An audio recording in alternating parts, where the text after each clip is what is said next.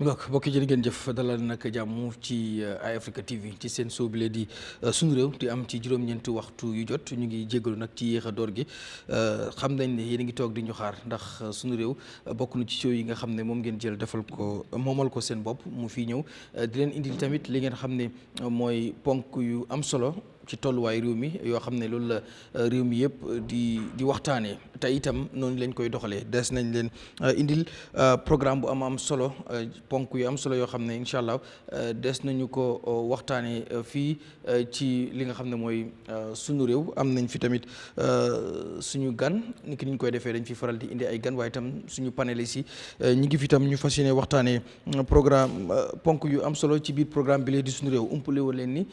ki nga xam ne mooy njiiti réew mi Adama Barrow niki suba alxamis dëppoo ak fukki fan ak juróom-ñeent ci weeru juin ci atum ñaari junni ak ñaar fukk ak juróom dina daal di wax addu ci tolluwaay réew mi ñu dippee ko ci nasaraan State of the Nation address moom njiiti réew mi constitution bi moo ko santaane wala moo ko may ci at mu jot buy benn yoon sax mu dem ko fi nga xam ne mooy ci pencum ndawi réew mi lu ñuy wax tamit National Assembly Standing Order yi muy sarte yi nga xam ne moo nekk ci biir pencum ndawi réew mi itam nangul ko loola loolu lay def bu demee itam dina waxtaan ak askan wi ci ponk yu bari loolu bokk na ci li nga xam ne dinañu ko waxtaanee xam naa itam di ngeen wax ne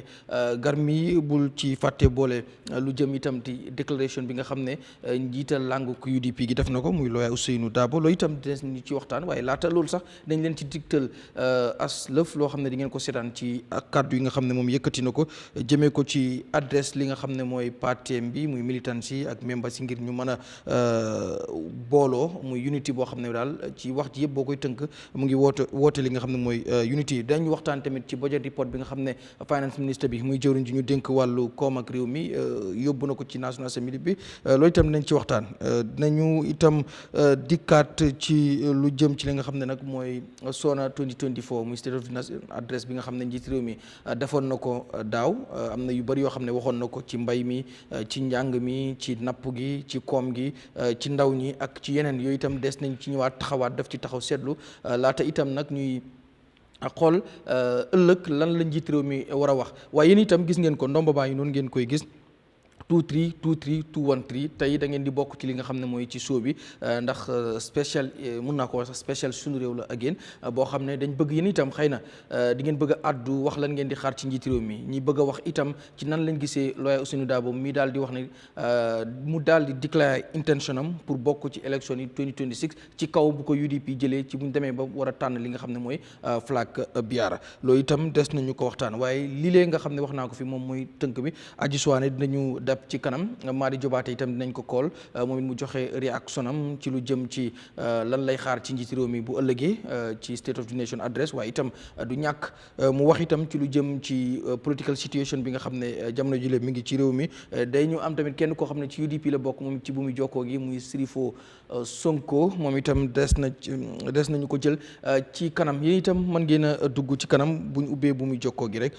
su ko defee suñu gan gi tey nag du kenn ku dul jàmbur bu Old Yundum maanaam député bi nga xam ne moom la Old Yundum tànn ngir mu teewal leen foofee ci pencum ndawi réew mi muy honorable Abdoulie Ceesay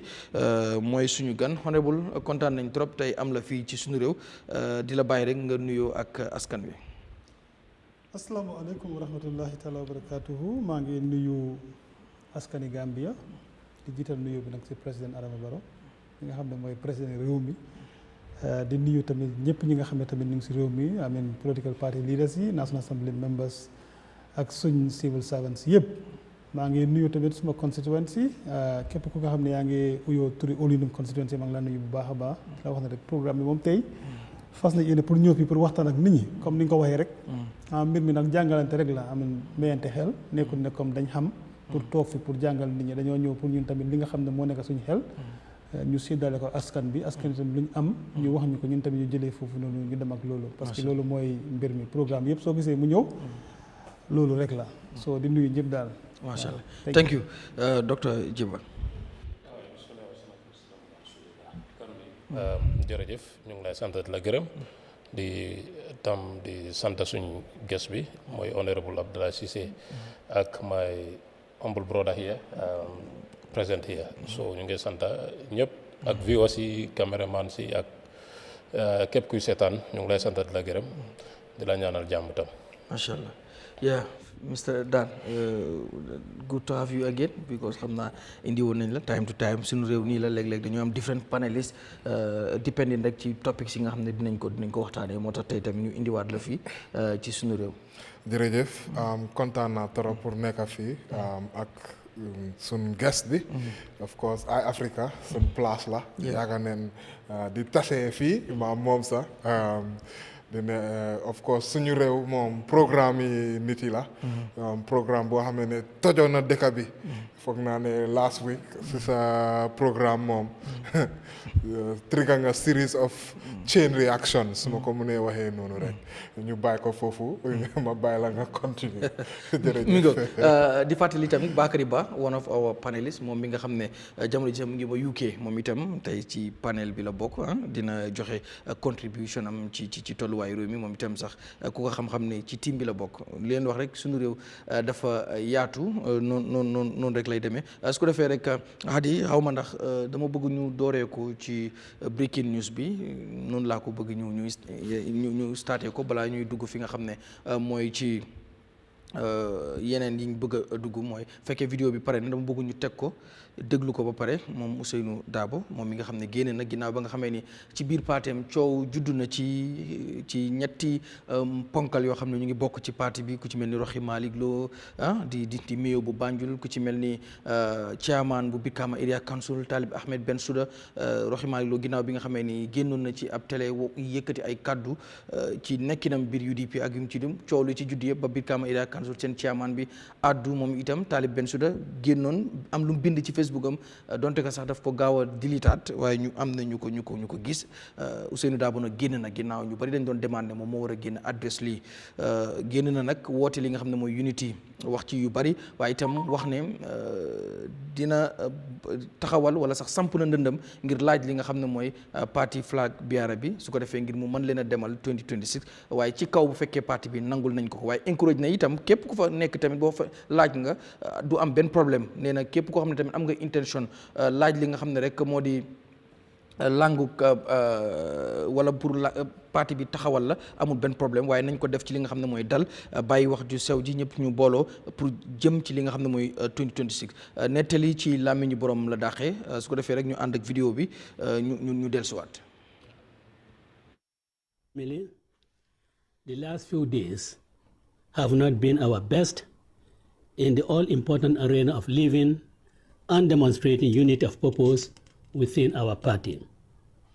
The nation has been treated to a series of public recriminations among a handful of our supporters and members.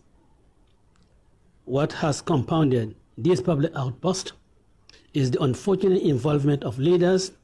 in varying degrees and manners. And not surprisingly, the consequences left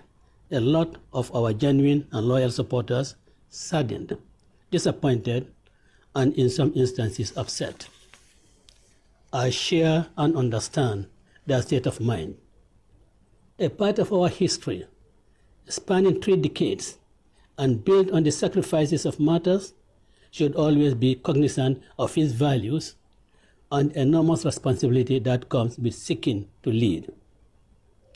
And that burden of responsibility rests on the shoulders of every member of the United Democratic Party, starting from me to the newest member of our party. And the responsibility is not seasonal or momentary or ad hoc. It is permanent trust that must be nurtured and protected at all times by every one of us. Our party is big, it is growing, and it is diverse. We are all one family in a big tent, with room for every member and supporter, with scope and opportunity for each person within our ranks to grow to the fullest of his or her potentials. Our strength as a political party is in our diversity, and our vitality is driven by the energy and ambition each member and supporter brings to the party. Our success depends entirely on how we leverage all of the attributes our members bring through unity and team spirit. we are blessed with the most motivated support base, a deep bench of qualified and highly experienced professionals, an impressive roster of capable elected leaders delivering exceptional services across the board in the responsibilities voters have entrusted them with. And we are communicating a clear agenda to the Gambian people that is resonating with them. We are seeking to bring about the change our country desperately needs. But all of this can only achieve broader success if our unity is not frayed. This unity, whatever the underlying reasons one may prefer, is a losing proposition for all concerned. It must therefore be avoided at all costs. Disagreement is normal in every political party. Nurturing ambition within the ranks of party members is healthy and normal. Having preferences for one party member or the other for any reason and for any office within the party is good and normal. We should all understand and accept all those to be part and parcel of democratic politics. Our opponents, and there are many, and they come in many guises, will want to see our unity and our diversity fractured, not because they offer better alternatives. Their desire is to seek vindication in our disunity and the potential for failure that it entails. The surest way to make those opponents fail is to deny them the opportunity to vindicate their made-up minds. And unity among our ranks does that easily and effectively. Let us all strive to turn a new page and affirmatively step away from the events of the last few days. We are one family, and we belong together. Let us sustain and grow the momentum we are constantly building as we prepare for the fast approaching elections. We are at a crossroads, and the 2026 presidential elections will be a defining moment for the Gambia. When that time comes, the UDP will follow its stipulated rules for the selection of a flag bearer. I intend to put forward my candidature for the party's flag bearer position. If and when the UDP does me the honor to select me, I will run a robust, fact-based, and issue-focused campaign to convince the Gambians that UDP and its potential allies are the only choice to replace the corrupt and insensitive NPP government that has awfully failed our hard-working and deserving compatriots. Before then, do not be distracted. Respect all Gambians. Do not fan polarization of any sort, and do not pit one member against another. I respect and have trust and confidence in all of you, our members, and I wish you all and the country all the best. Long live the Republic of the Gambia. Long live the United Democratic Party. Let the spirit of our fallen heroes and heroines continue to guide us. mi ngoog kàddu yi nga xam ne lawyer Ousseynou Dabo di njiital langue gii di United Democratic Party moom moo ko yëkkati di woote li nga xam ne mooy langue gi ngir ñu bàyyiwaat seen xel te itam te bañ xiiroo ngaayo bi ak jafe-jafe yi nga xam ne nekk nañ ci wax na ci waaye itam yeddaat na leen bu baax a baax wax leen itamit ne du loo xam ne lu mën a ñàkk la waaye itam nañ ko moytu te itam fexe ba gis ne sàmm nañ ndono yi nga xam ne ñi xeexal langue gi ba ñàkk ci seen bakkan jaar nañ fa kon buñ mujjee puso bi mu réer leen woote waat na li nga xam ne mooy bennoo ci biir langue gi waaye itam li ci bees mooy lu jëmoon ci flag bi arab bi moo dem ba ñu ci bëri di wax ne UDP dafa am ñaari kaam dafa am ñetti kaam ñi naan kaam bu raxi Malick Lo Talib Yankuba yooyu yëpp coow li ci la juddu ba ki nga xam ne nag mooy njiital langue gi di lawyer Ousseynou Dabo génn nag yeddaat li nga xam ne mooy parti militant si parti membres yi su ko defee ñoom itam ñu gën a mën a waaye nag jamono ji nag lu ci ñu bëri tasaare ci mbaalu jokko yi muy social media yi mooy bi mu declare his intention pour flag bearer bu UDP waxul ne comme jox nañ ko waaye dina moom yóbbu li nga xam ne itam mooy ndëndëm maanaam dina samp ndëndëm pour laaj ko bu ko parti bi joxee nag dina ànd ak ñu war a àndal te jàpp ni tamit UDP ak ñi mu war a àndal ñoom ñoo fi war a mën a jëlee nguuru président Barrow bi nga xam ne dañ jàpp ne ci wàllum corruption ci wàllum luubal ak yeneen yu ci aju yoo xam ne ñu ngi leen koy tuumaal def fi war a jógee su ko defee rek ma ñëw njëkkee ko ci honorable Abdoulie Ceesay honorable déglu nga kàddu yi nga xam ne njiite langue UDP gi yëkkati na ko jamono ji yëpp wala fan yi yëpp ci social media bi ci media bi ci boppam ci classique media bi yëpp yaa ngi gis am UDP indil UDP ci diggante ay kaam ay nangam yoo xam ne ñu ngi ko ciy wax ba tax na ki nga xam ne mooy lawyer Ousainou Darboe génn na adresse ko tey wax ci kàddu yu bëree bëri waaye ci biir adresse bi tam lii taxoon ñu bëri foog ne moo indi coow li mooy mbiru flag bearer bi ñu bëri jàpp ne dafa am ñu ko soxla ñeneen ku dul Ousainou Darboe kese ba am ñuy jàpp sax dafa war a am lu ñuy wax generational shift maanaam shift sorry dañu war a soppi li nga xam ne mooy fi mu nekkoon maanaam lu jëm ci wàllu li nga xam ne mooy masse gi tey moom wax na ne candidature am donte nga waxoon nañ duñ ci wax waaye léegi moom fësal na ne dina bokk wala dina ko laaj dina samp ndëndam mu des léegi nag ci UDP ñu bëri nag ñu ngi wax ne est-ce que du tactique pour rek bëgg a fay coow li xëy na sax moom am na beneen yéene waaye bëgg a fayagum coow li pour bañ dem ba 2026 fi nga xam ne foofu la ñu war a dem congrès ngir mën koy tànn wala itam dafa mujjee nag confesse rek wax li nga xam ne itam loolu moo yàgg a nekk ci biir xol bi yow mi nga xam ne politicien nga yaa ngi ci géew bi ban jàngat ngay def ci speech bi nga xam ne lawyer Ousainou Darboe def na ko waaye itam ndax dina indi tamit ak dal ci biir UDP jamono ji nga xam ne coow li dafa bari lool. waaw jërëjëf Garmi comme ni nga ko waxee rek jàngatoo buñ jàng si waxi honorable lawyer Ousainou Darboe foog naa ñaari mbir la waa benn bi comme ni nga ko waxee rek dina indi dal si biir parti bi parce que wax bi bëri woon na trop si affaire yi flag bearership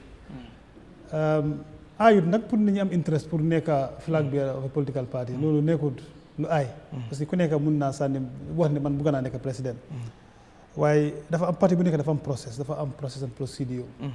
foog naa ne su loolu jotee comme ñoom ni ñu ko dee waxee rek suñu àggee foofu noonu dinañ tànn seen flag bearer loolu ñun foog naa ne as politicians from different political party amuñ si lu bëri luñ see wax waaye si statement bi soo dégluyee even moom sax li nga see jàng mooy mu ngi laa woon ne moom am na interest pour dugal application am bi moom tamit waaw waaye si loolu tam mu ngi laa woon ne su dee UDP nangul nañ ko jël ko pour ñu taxawal ko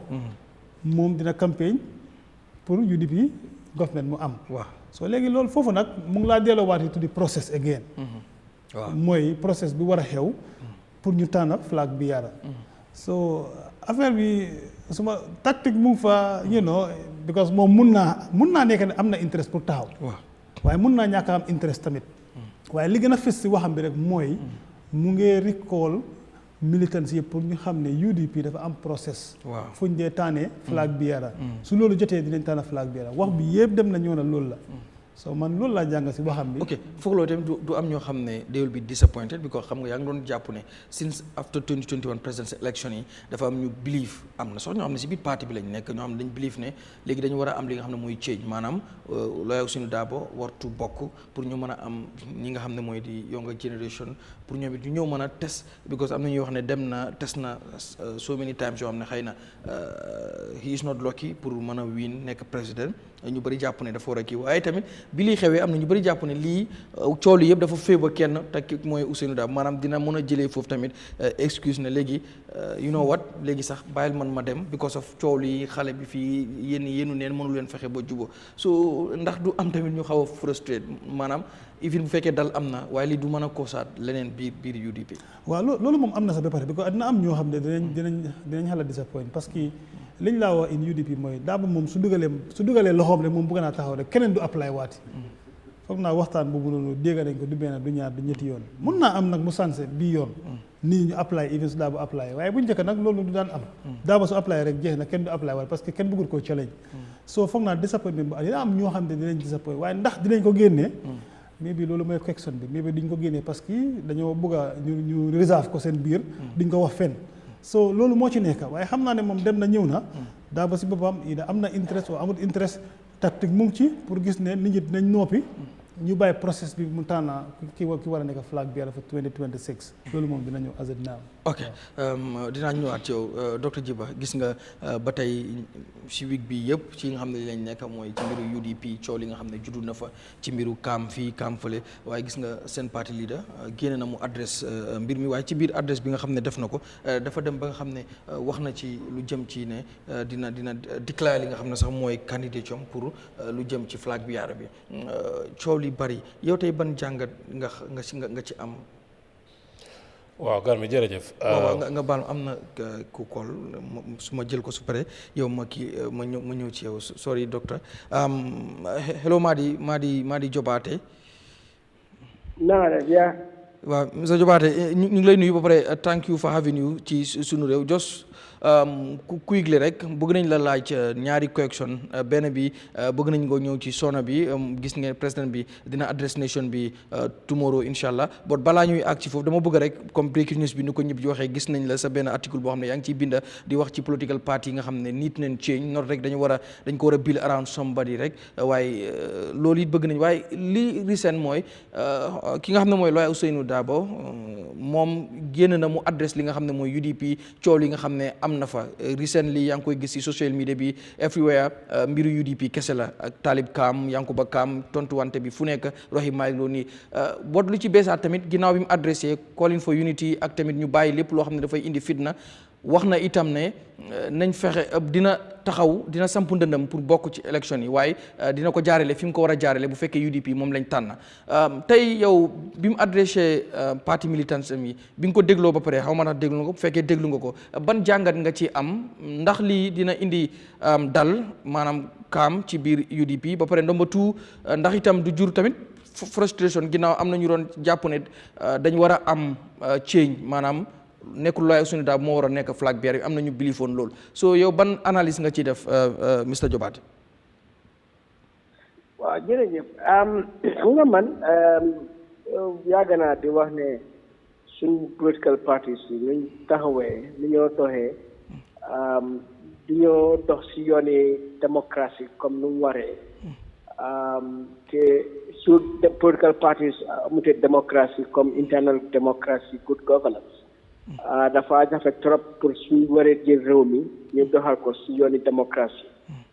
so that coow buy xew nii right now muy UDP amoon na jaagut loolu ñu ngi dégg gaay doy tamit xam nga waaye da ngaa gis ne lii problème la suñ biir political parties yi li ko waral mooy ne rek ba léegi political parties yi ñu ngi taxaw si anam boo xam ne ñu ngi taxaw si kaw nekk si loxo benn nit political party bi yëpp si kooku noonu benn la moo wëndaalu te loolu du dimbale political party bi du dimbale réew mi so man dina naa ci wax naa ci and lu ma suggest mooy ne political parties yi foog ñu reform loolu dañ ko war a def loo xam ne depuis independence suñu parti ñoo doxee duñu dimbale so foog ñu reform dama expect ne by 2017 to date political parties yi dinañ reform te for example one of the things ma foog ne political parties yi pour ñu mën a def political parties nekk like institutions national institutions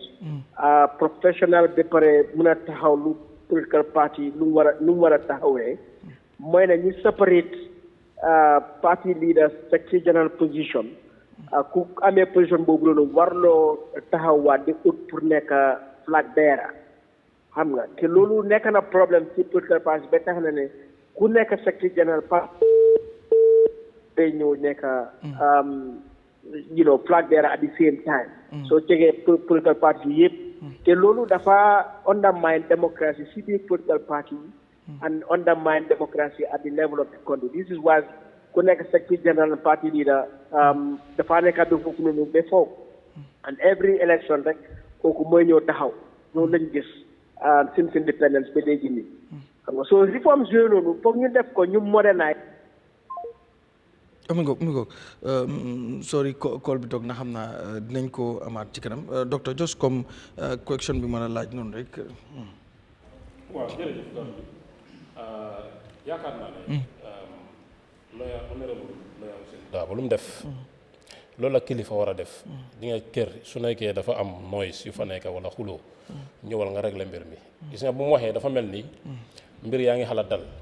parce que mooy parti leader fu mu nekk nii andi secrétaire général waaw loolu am solo la dëgg la coow bi bëriwoon na UDP kii am na ñoo xam ne am nañ intention pour ron fi waxuñ la ko sax wane nañ ko waaw waaye la comme nu ma ko waxee daat bi nu mu def loolu la war a def comme kilifa dëgg la sacrifice na lu bëri si réew mi taxawal na fi ñu bëri te tam sacrifice na since 1996 ba léegi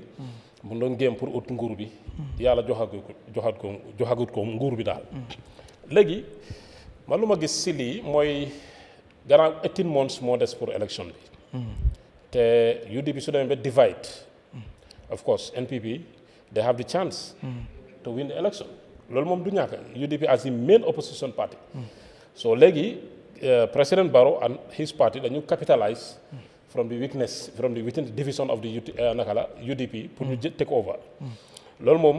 gars yi xam nañ ko ñoom seen boppa NPP xam nañ ko UDP xam nañ loolu yaa ngi gis waaye fu mu nekk nii comme nu mu defee nu mu ñëwee di wax foog naa dafa xalaat dalal parti bi waaye man su ma doon advice UDP si boppa seen boppa mooy Lawyer Ousainou Darboe dëgg la sacrifice na am na ñi nga xam ne Lawyer Ousainou Darboe su taxawut gannaaw nekkut flag bearer ñoom jeexal nañ si mbiri UDP there are people there within the party ñoom moom rek lañ gëm da nga gis moom fu mu nekk nii ñu ko gën a gëm si UDP ñu ëppa I can tell you that waaw fu mu nekk nii léegi man su joxewoon chance to the younger generation fu mu nekk nii and they take the process through the comme flag bearership ñu ut ko through the process UTG protocols naka la UDP protocols yi ñu teg yëpp yaa ngi gis ñu dem election ñu seet wala ñu dem congress ñu choose the leader su nekkee exemple select nañ kenn si ñoom paa bi jox na chance ne léegi contest leen man bokkuma si waaye nag kuñ select kooku la ñu jiital den loolu moom da ngaa gis ne loolu mun naa at least mun naa jox hope képp ba pare mu joxee képp ki nga xam ne gëm nga ma kon election bi su amee kuñ choose kon na nga ànd ak moom su defee loolu da ngaa gis ne mën nañu def coalition with other parties ñu dem 50-50 leadership buñ gis ne ñoo war a lead waaye nag nañ ñëw ne come to the table we see how best we can divide dina suñu defee loolu dinañ mën a amee very formidable defe naka la coalition bi nga xam ne moo fi mën a replace the current government waaye pour génn fi borom moom yomb damay ñëw si yow bi ko am naa correction moo la bëgg a laaj balaa may def si flex but bàyyi ma delluwaat si Madi rek just quickly Mr. Jobaate yes okay go on yeah so I mean daanaka ko foofu loolu rek les political parties yi suñu political parties foog ñu modernize leen waaw xam nga ñu si modernisation boobu noonu si dañoo dañ leen di démocratise xam nga ñu taxawal ay bunta ñu set up processus yoo xam ne dafa separate power dafa tax ba benn nit du ñoo am doole bu ëpp si political party xam nga oo ku jiyee téye place I mean dina tax ba kooku du mën a génn si place boobu noonu so lu mel ni time limit foog ñu dugal ko foofu noonu power structures yi nekk si political party whether it's the central committee or the youth wing women's wing dañu war a decentralize power so that youth wing bi am voice am doole bi pour mën a influence decisions women's wing persons with disabilities wing ba pare ñu consider tamit xam nga party leadership bi na diverse xam nga so that ñu create a situation boo xam ne party leadership bi dafa reflect the character of the society xam nga xam ne not one ethnic group or one religion or one region members yi duñ jógee foofu noonu but it will actually represent the picture of the Gambia xam nga so yu demee noonu daal foog gars yi demaat back to the drawing table set out constitution si structure si ni ñoo doxalee xam nga party bureaus yi ñu foofu noonu professionals ñoo xam ne nekkul ne sax dañoo nekk party members waaye dañoo nekk professionals communications I mean research I mean financial management I mean advocacy recruitment policy analysis ak yooyu noonu so that party bi ñu structure ko in a way dafa mel ni government because party government that is why party bu nekk in power ñu ne ruling party bu nekk opposition ñu ne government in waiting so suñ party si dañu war a reflect the structure of the government xam nga am their own cabinets xam nga I mean and separation of powers inside the parties all because to avoid parties in under the control or influence of one individual or few individuals, either by design or by default. Because so many parties yet, comme UDP, they no, control party. Party with the Democrat, you know, they vote. Why the fact is we more than a 1996. So they may no Halifa control party, the party be you never am voice with But how come one person is there since 1986? soo demee GDC dañoo ne non non parti bi ñun ñëpp a bokk kenn amul fi doole is democratic waaye how is it that since formation Mama Kandeh moo jiite foofu noonu ba tey jii nii te su taxawee next year moom la ñoo choose as flag bearer soo demee NPP dañoo ne no Barrow amul fi benn voice ëppal fi kenn voice or power waaye suddenly moom mooy ñëw as the flag bearer NRP the same thing GPDP the same thing GMC so parti boo dem dañ naa wax mbiri démocratie xam nga and we know of course dañ dee am congress dañ dee election am nañ party bureaus waaw am nañ executive so am nañ loo xam ne daal on the surface of it looks democratic but if you look at the outcome nga realize ne this is xam nga démocratie boo xam ne forut xam nga te nu ma ko waxee political party suñu amutee démocratie bu fort xam nga ñuy doxal ci yooni démocratie good governance ci biir da ngaa gis ne suñ demee ba jël doole that is ñu jël nguur gi duñ mun a ci saa si rek change nekk démocrate immediately run country bi in a democratic way because mii nuñ ko xam nga so loolu problème la ci biir Gambia du Gambia rek sax ci in Africa post independence yooyu bokk na ci suñ problems so ñun dañu war a fexe ba each of the political parties ñu begin door di modernize di democratize suñ parties so that party mu supersede individuals du nekk si loxo kenn xam nga so man daal loolu laa gis mbir yi daal so coow lii xew nii yëpp is all because ne rek ba léegi since independence xam nga ku ne PDP at that time Jawara ngaa wax ku ne UP PS Ndiaye ngaa wax ku ne NCP Serif Moustapha Diba ngaa wax xam nga ñoom ñoo amee woon seen parti bi that is loolu lañu am ba tey jii nii te suñ society mu ngi change xam nga ku seet léegi lu mel ni UDP oo doy oo GDC yaa ngi am ñu bëri ñu jànga ñu ngi si parti bi ay xale yu bëri ñu ngi si parti bi léegi internet bi technology def na ba nit ñi nekk fu nekk di participer si parti bi so parti bi du mën a nekk waat comme nu ñu daan doxalee political parties nekk si loxo kenn bi xam nga so it's in the interest of parties yi therefore pour ñu moderniser seen boppa ñu démocratiser seen boppa xam nga pour ñu mën a taxaw ñu dëgër xam nga at the same time suñu amee nguur gi tamit ñu mun koo doxal si yooni démocratie luy njëriñ réew mi all right balaa ñu lay bàyyi rek tomorrow His Excellency President Adama Barrow dina deliver his State of the Nation address mu dina ko def ni ki ni mu ko defee ci an mu jot te constitution bi may ko lan ngay expect wala ngay xaar ne di nga ko dégg ci njiiti réew mi ndax boo xoolee daaw am na yenn State of the Nation address waxoon na ci yu bari but this time tam ñu bari ñu ngi koo xaar ci lu bari ak fii réew mi toll mu war a address tamit di nation yow lan ngay xaar ci président bi well su ma wax dëgg mooy ne expectuma lot from him given xam nga li ci gannaaw comme in the past nu mu ko dee defee dama jël ne daal moom nu mu ko dee defee constitution bi waxewut ko noonu sona bi dafa am solo trop xam nga war nañoo wax réew mi fu mu toll for the past 12 months waaye tamit for the next 12 months moom lu moo def loolu nekkul ne rek nga ñëw di lim project si waaw passé na loolu ba pare nga bañ a wax si daily living conditions of Gambians xam nga ak yow sa nguur in terms of challenges yu xew xam nga and so tamit looy adressé yooyu or looy def ba faj problems yooyu noonu so I hope ëllëg su ñëwee nañu wax about cost of living xam nga because ñëpp xam nañ ne Gambia cost of living unemployment poor service delivery xam nga fànn bu nekk mbiri féeri la mbiri courant yoon yi xam nga yooyu yëpp problème seen mbiri security waaye mbiri corruption tamit lu nekk si biir nguuram dafa bëri dafa ëppa waaye ñi ngi am sensitive things tamit lu demee ni di Jammeh assets xam nga dama jël ne dafa ñëw war a wax réew mi actually why lu xew mu xew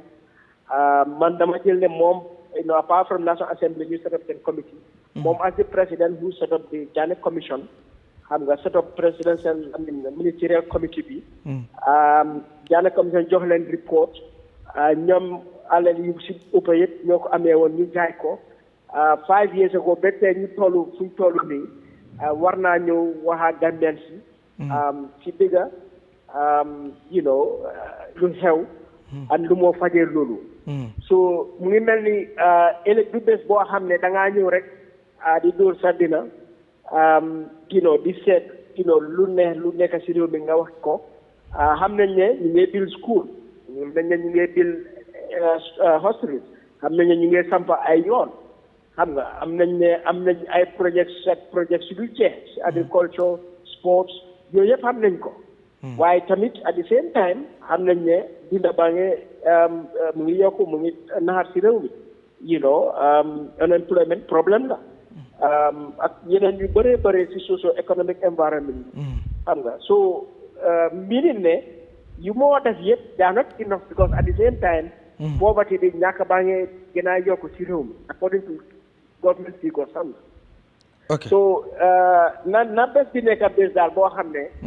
mu ñëw face Gambian si mu jox ñu yees achievements yu mu def waaye tamit mu acknowledge problème si mistake si xam nga yu demeewut yoon and so that lu moo def tamit pour correct yooyu noonu waaw I hope mu waxee noonu daal. all right thank you Mr Jobaate gërëm nañ la lool ci intervention thank you so much docteur balaa may dellu ci flex dafa am loo wax lu important because ñëw nga pour wax comme exemple dafa mel ni su ma la déggee yow da ngaa encourage pour Ousainou Darboe moom mu nekk flag bearer bu UDP because of ñu bari ci biir parti bi moom lañ gën a bëgg ba pare tamit am na itam ñu doon wax ne moom rek moo war a nekk candidate wala moom rek mooy nekk candidate te coow du am biir UDP waaye su keneen nekkee foofu sax even bu jaaree si right process bi sax bi ko am na ñuy jël sax Yankuba Darboe ne wax na ne bu taalib bis bu fa jëlee taalib mu nekk leader bu UDP rek moom dafa dem fekki dina jógee foofu na seeti leneen so kon dafa mel ni li ngay wax nii da nga ko teg ci yéen wala yow fan nga teg comme wax bi ne jàpp ne comme Ousainou Darboe moom moo war a nekk candidate bu UDP non basically soo ma déggee bu baax wax ma ne moom moo war a nekk lu ma miin mooy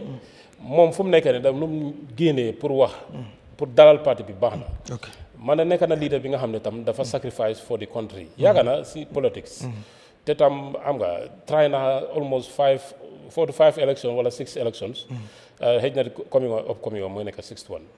try na 5 elections waaye nag unfortunately mënut a succeed léegi man loolu moo tax ma ne su ma doon advice UDP and lawyer Ousainou Darboe honorable lawyer Ousainou Darboe laa njëkk a advice ne su nekkee amut yéene pour contest parce que wax na dafa contest xëy na dafa def loolu pour calm situation bi mag la xam na lu mu nekk di def waaye su nekkee am na yéene ne du contest léegi nag now is the right time mu wax supportam ñu ko support ñu ko gëm ne ñun dañuy dem congress kuñ elect wala pour mu jiite parti bi su nekkee gëm nga ma na nga ko toppa nii la war a def léegi su demee ba def loolu léegi nag kuñ elect moo xam da taalib la moo xam da Yankuba la moo xam da keneen la kooku noonu suñ demee mu encourage coalition with other partners individual naka independent candidates and other parties su ñëwee buñ jiital mbiri leadership bi nañ seet how to rescue the country ñu ñëw together ñu seet ok since we are the majority as the opposition léegi nag ñun mën a ñëw propose ñu am 60% from this wala whatever fi mu nekk 50% leadership daa gis ne loolu laa doon ma ne loolu suñ ko defut ñu form a very strong coalition bu ko benn parti di fi mën a win election man loolu moom gëm naa ko waaw dafa jafe trop pour benn parti mu win election fii dafa jafe te président Barrow dëgg la incumbent neexut a génne de Afrique fii neexut a génne because incumbent sorry for my language waxuma mbiri Barrow mun naa dem World Bank wala IMF mu jël xaalis si turu réew mi mu dem def ko ay project just to campaign for election mu win loolu yëpp mun naa possible so la moo tax ma ne leen su nekkee dañ bëgg a change réew mi su nekkee dañ bëgg a change wecc defin mu am change of leadership well coalition rek ko mën a def te UDP is a key player in the upcoming election su nekkee date bi mun naa taxaw that's okay waaye nag su nekkee am na yéene ne du taxaw nag génn léegi mu ne man parewuma taxaw nañ dem congrès kuñ elect man na ngeen ko support because ku ma gëm tam na nga ko support waaye comme ni ma ko waxee am na ñi nga xam ne gëm nañ ne lawyer Ousainou Darboe su taxawut as the flag bearer ñoom pare nañ si mbiri UDP within the UDP am na ñu ko gëm waaye nag moom moo war a jeexal loolu ne ku ma gëm nag toppal élection bi candidat bu ñu elect man bëgguma taxaw waaye nag select nañ kii ni mu jiite léegi suñu defee loolu nañ dem as coalition waxtaan ak yeneen partis yi and independent candidates ñu mën a former very strong formidable coalition ñu mën a contest di incumbent fu mu nekk nii waaye su nekkul loolu Barrow dafa dem yow daal da nga jàpp ne Barrow muñ ko fi jëlee without a coalition non loolu du mën a am non it's not possible how it's not possible gis nga ku yàgga rule dëkka exemple mu nekk foofu les ñaari taam wala ñetti taam wala ñeneenti taam comme di former président nu fi nekkoon wala ku nekkoon fi 30 years for example in Africa kooku soo xasee ba wàcca soo nekkee coalition mu ko génnee coalition boobu dafa continuer du mos a ceñaat from history so loolu moo tax comme Jammeh coalition moo ko fi génnee jeex na pare nañ léegi képp ku ñëw na coalition moo laa génne fii waaye not independent alright loolu xam naa dinañ ci faaw ñu mën ci waxtaan te loolu yomb na pour génne Barrow moom dafa yomba moom waaw waaye bu yomboon ndax dina laaj coalition bi ko yaa ngi wax ne coalition rek moo ko fi mën a génne waaw coalition moo fi mu ngi xam nga ñeneen ñu ngi wax undecided voters soo bàyyi xel am na ñi nga xam ne ñu ngi noppi silent voters ñi nga man gis naa ne ñoo ëppa soo nar a def percentage NPP UDP wala ñeneen yëpp ku nekk da nga am sa own percentage waaye ñi nga xam ne xamaguñ lu xew wala fan la ñu dem su ma gis-gis fu mu nekk nii ñoo ëppa fu mu nekk nii party percentage yi fu mu nekk nii soo loolu moo tax mbir mi dafa xalaat fani te élection Gambien si mën nañu change seen mind suñ demee pour vote bés boobu noonu suñ duggee si biir mën nañu change seen mind votal keneen that's Gambia so personality politics bu ñu nekk di def ni comme exemple without Ousainou Darboe for example we are not going without President Barrow jeexal na si déedéet political parties comme Madi Joba lu mu ko dañ ko war a reform mu nekk based on policies and programmes ba nga xam ne kii su fa nekkut individual bi su fa nekkut the people will be thinking about policies and programmes yëfi xëccoo leadership sax xëy na loolu dafa nekk secondary alright Flex daan gis nga di breaking news comme yow ni nga ko waxee lawyer Ousainou Darboe génn na mu waxtaan ak parti militant sami pour ñu calm situation bi nga xam ne mu ngi xaw ci biir parti bi ñu bëri jàpp ne mbir la moo xam ne distraction la waaye itam mun na jur leneen ci biir parti bi waaye ci bi mu adressé loolu ba pare yemul si biir adresse ko rek bon li nga xam ne moo triga coow li wala ñu bëri lu ñu jàpp ne loolu moo triga coow li mooy mbiru flag bearer bi maanaam ñu bëri leen jàpp ne am na ñu doon wax ne dañu war a am ay generational shift maanaam mu jógee fi mu nekk dem ci younger generation bi pour ñu gis ne ay young person sax war naa mën a nekk parti leader am ñu doon wax ne why not Talib why not Yankuba Darboe and so on waaye moom génn na mu adresse ba wax léegi ne moom dina samp dëddam pour laaj flag bearer bi léegi am na ñu naan lii political tactique la am na ñu ko jàppee noonu ne rek mais bi dafa ñëw pour just calm situation bi pour nit ñi fàtte mbiru flag bearer bi ba 2026 congress UDP bi ñu mën a tànn pour ñu mën a focus because ñoom dañ doon they need to focus waaye am na ñu jàpp itam ne xëy na dafa génne li nekk léegi si xolam bi finally because of am na reason ndax ñu bëri ñu ngi doon wax ne coow lii yëpp léegi daal parti bi bu mujjee si loxo sax Ousainou Darboe mooy gën so yow ban analyse nga ngay def ci situation bi. jërëjëf sa question bi waaye balaa loolu dinaa la dugal nag yow yaa door yow bokka nga suñu door li yëpp sa interview bi wax naa ne trigger nag chain reaction anyways pour ñëw si sa laajte bi waaw kay nit koo xamee ne daw na 4-5 times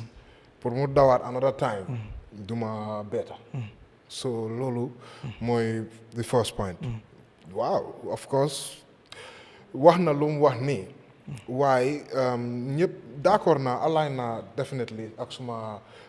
elders yi mun naa wax suma mag yi lu nu wax it's the obvious yëfi wax bii nii dina indi some little bit of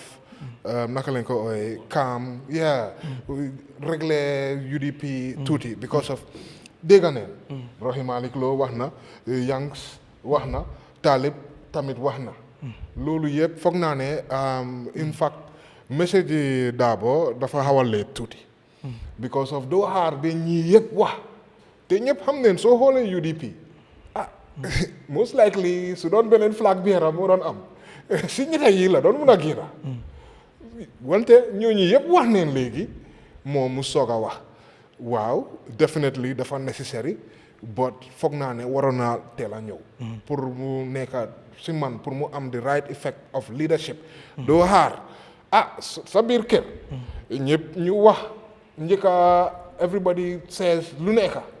concerns ak some of it tamit dafa am pour def with housekeeping starting with Rohey Malick Lowe so but gëm naa ne si man suma gestu I feel ne really it's about high time democracy bi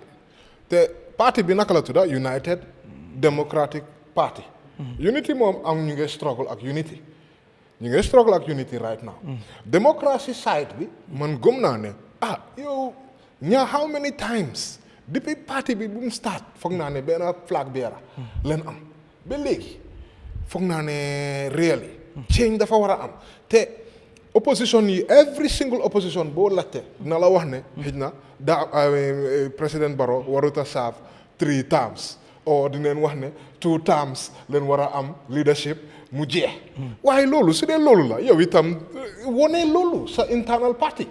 moo nekk lu Jiba di wax lu Madi di wax a lot of people sentiments moo nekk internal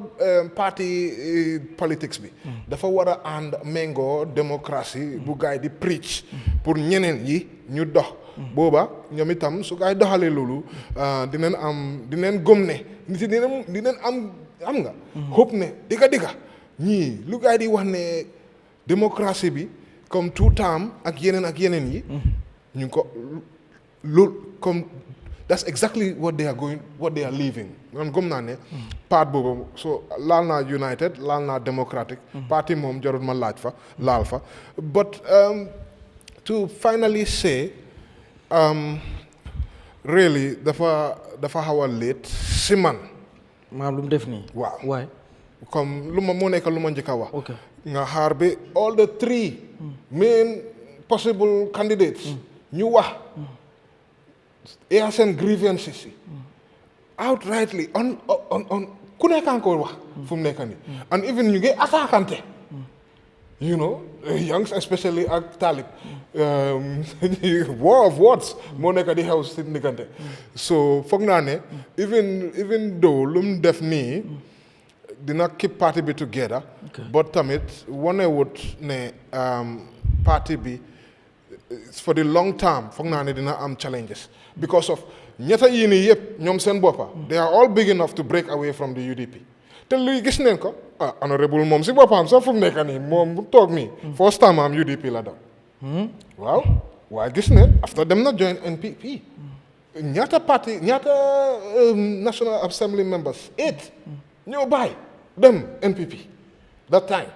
you see so waaw loolu foog naa nekkutoon comme lu xew nii moo non nekkutoon lu xew nii but it's of course differences moo amoon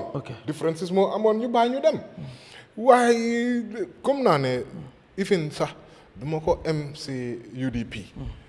parti politics yi yëpp su rombee PDOIS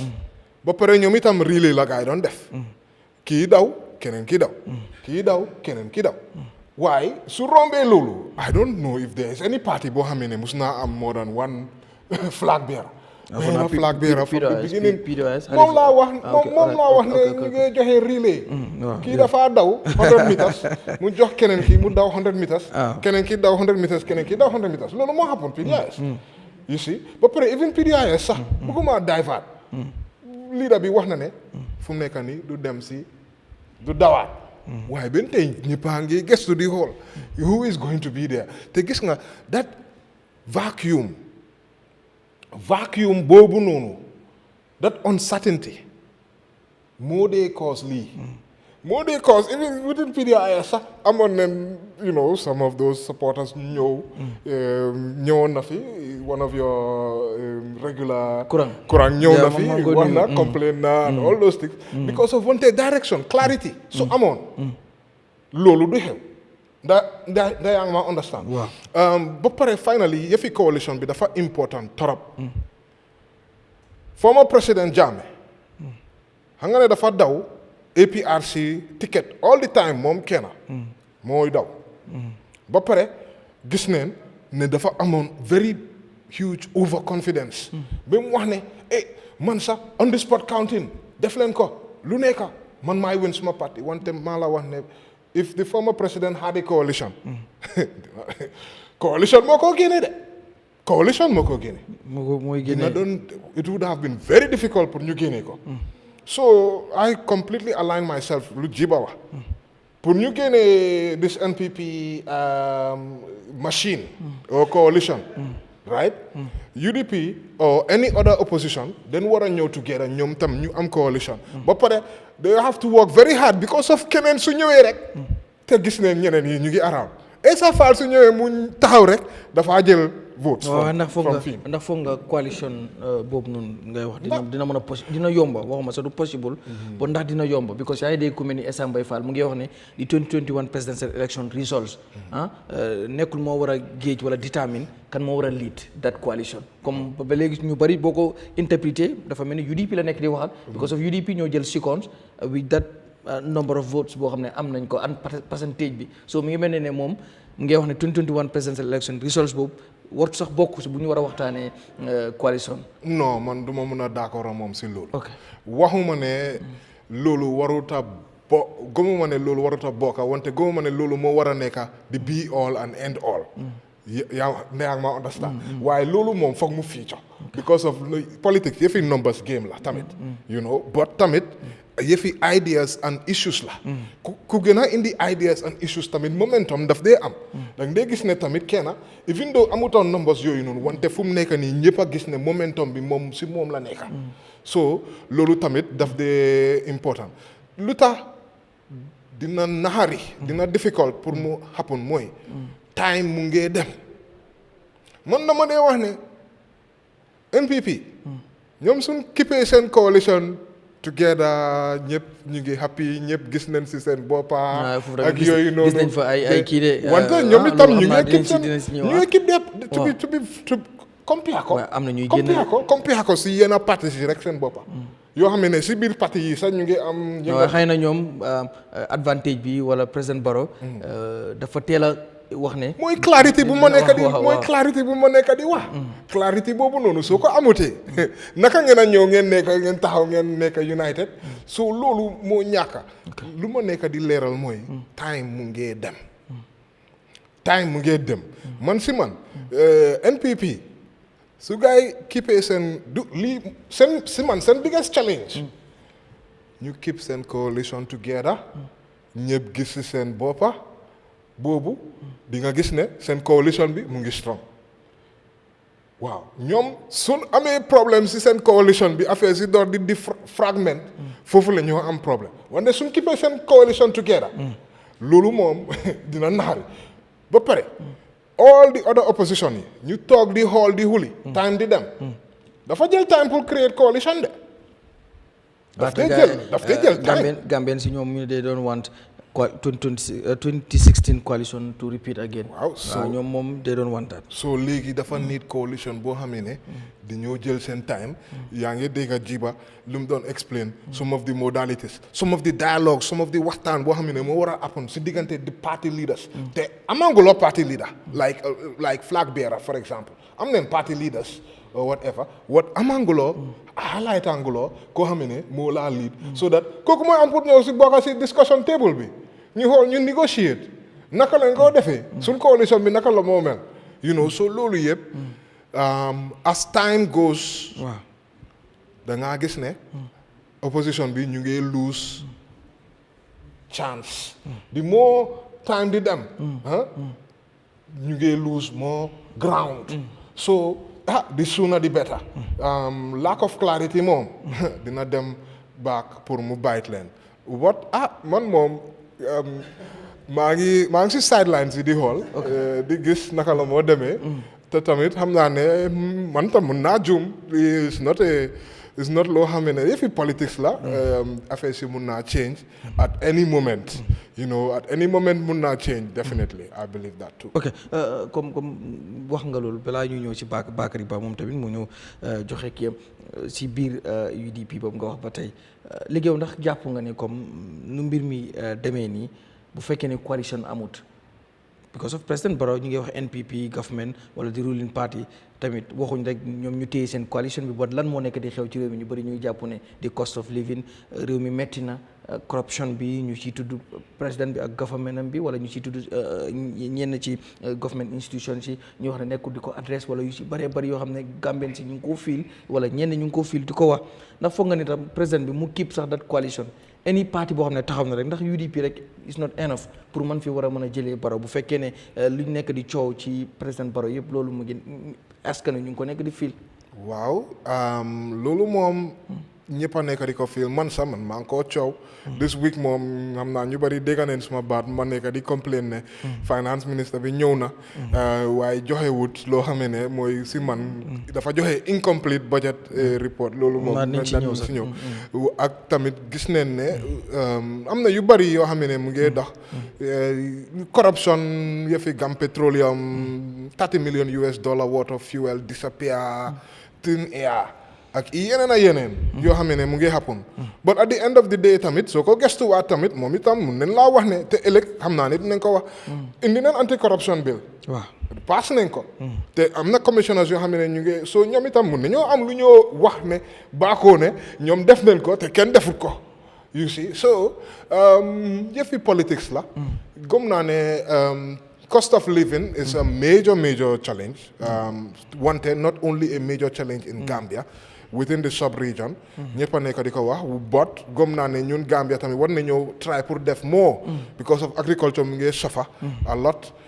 gis neen the depreciation of agriculture even mu ngi shrink sax soo ko xoolee growth problem la foofu noonu so loolu yëpp dina affect nit yi groundnuts farmers yi sax am seen xaalis yi ak yeneen ñëpp a nekk di complain loolu wante ndax loolu rek doy na pour ñu tilt things because of tamit xoolal last year government bi tamit yokk na salaries of civil servants xam nga civil servants yu bari fu mu nekk nii dinañ kontaan waaw ñu jël ko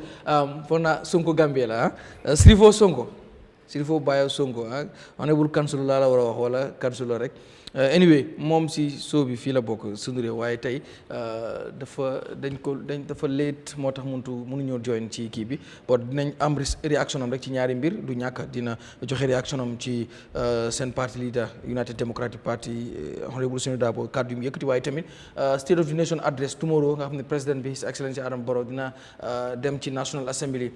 monsieur Sonko ñu ngi lay nuyu ñu ngi kontaan am la fii tey. Hello. Yes, Sonko Gambia ñu ngi lay nuyu di kontaan bu baax nga join ñu ci phone bi xam naa dinañ la laaj ñaari correction rek benn bi bokk na ci gis nga His Excellency Lawyer Ousainou Darboe of course party leader of United Democratic Party génn na mu adresse li nga xam ne moo nekkoon di daw ci biir parti bi di United Democratic Party muy wax li nga xam ne mooy unity nga xam ne ñu bari langue goog sax unity lañ ko xamee wax na ba wax tamit ne dina samp ndëndam maanaam declare his intent pour flag biara UDP 2026 waaye tamit mu invite képp koo xam ne bugg ngaa kii rek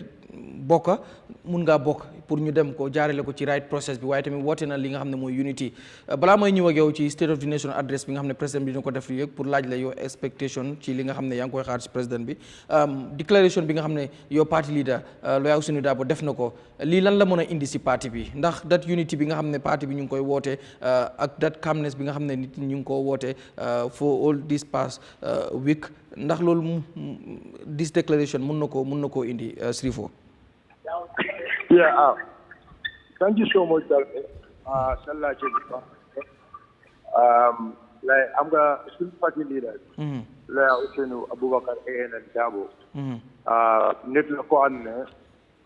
ñun gëm nañ ko. Gëm nañ ko torop because ñun dañ gis ne moom leader la.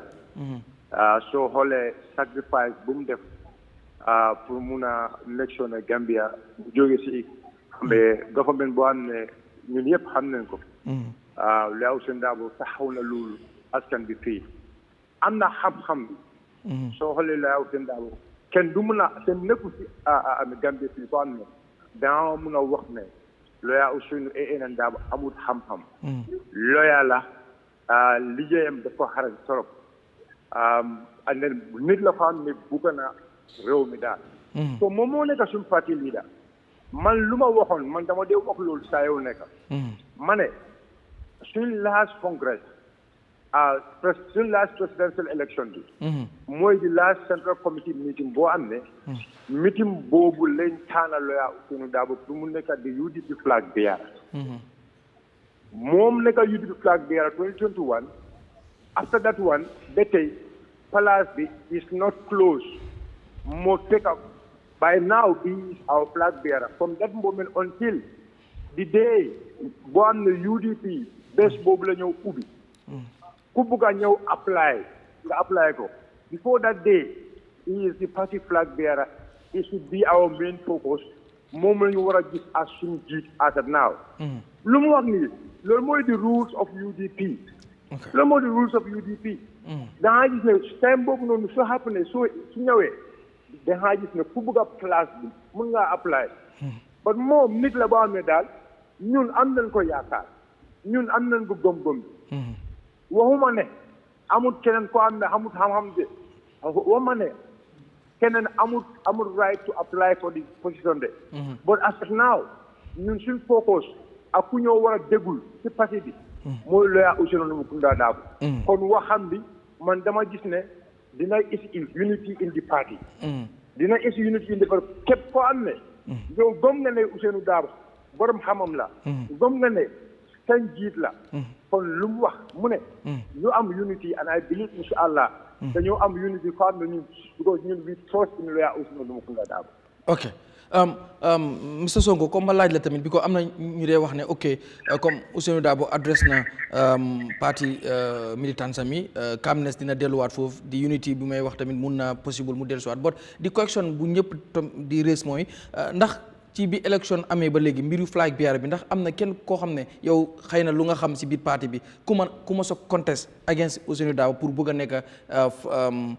di candidate of UDP ndax loolu mus na am because ñu bëri dañu wax ne di moment moom mu declare his intention rek pour nekk di flag bearer of the party kenn dootu taxaw so ndax loolu this time mun ngaa foog ne ndax mus naa am bu fekkee mus naa am nga wax ñu fekkee musu am tamit ndax foog nga ne this time a change dina am koo xam ne dina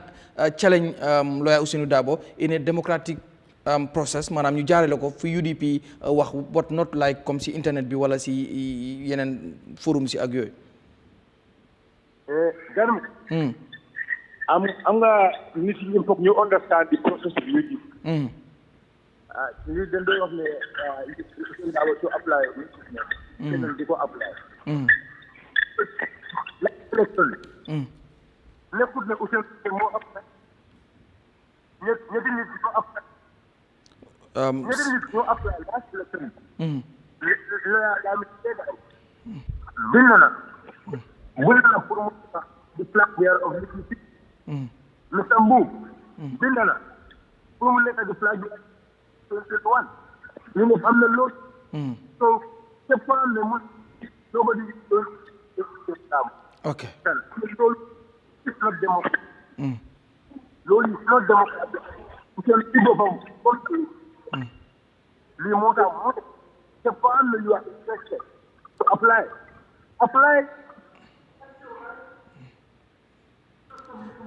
ok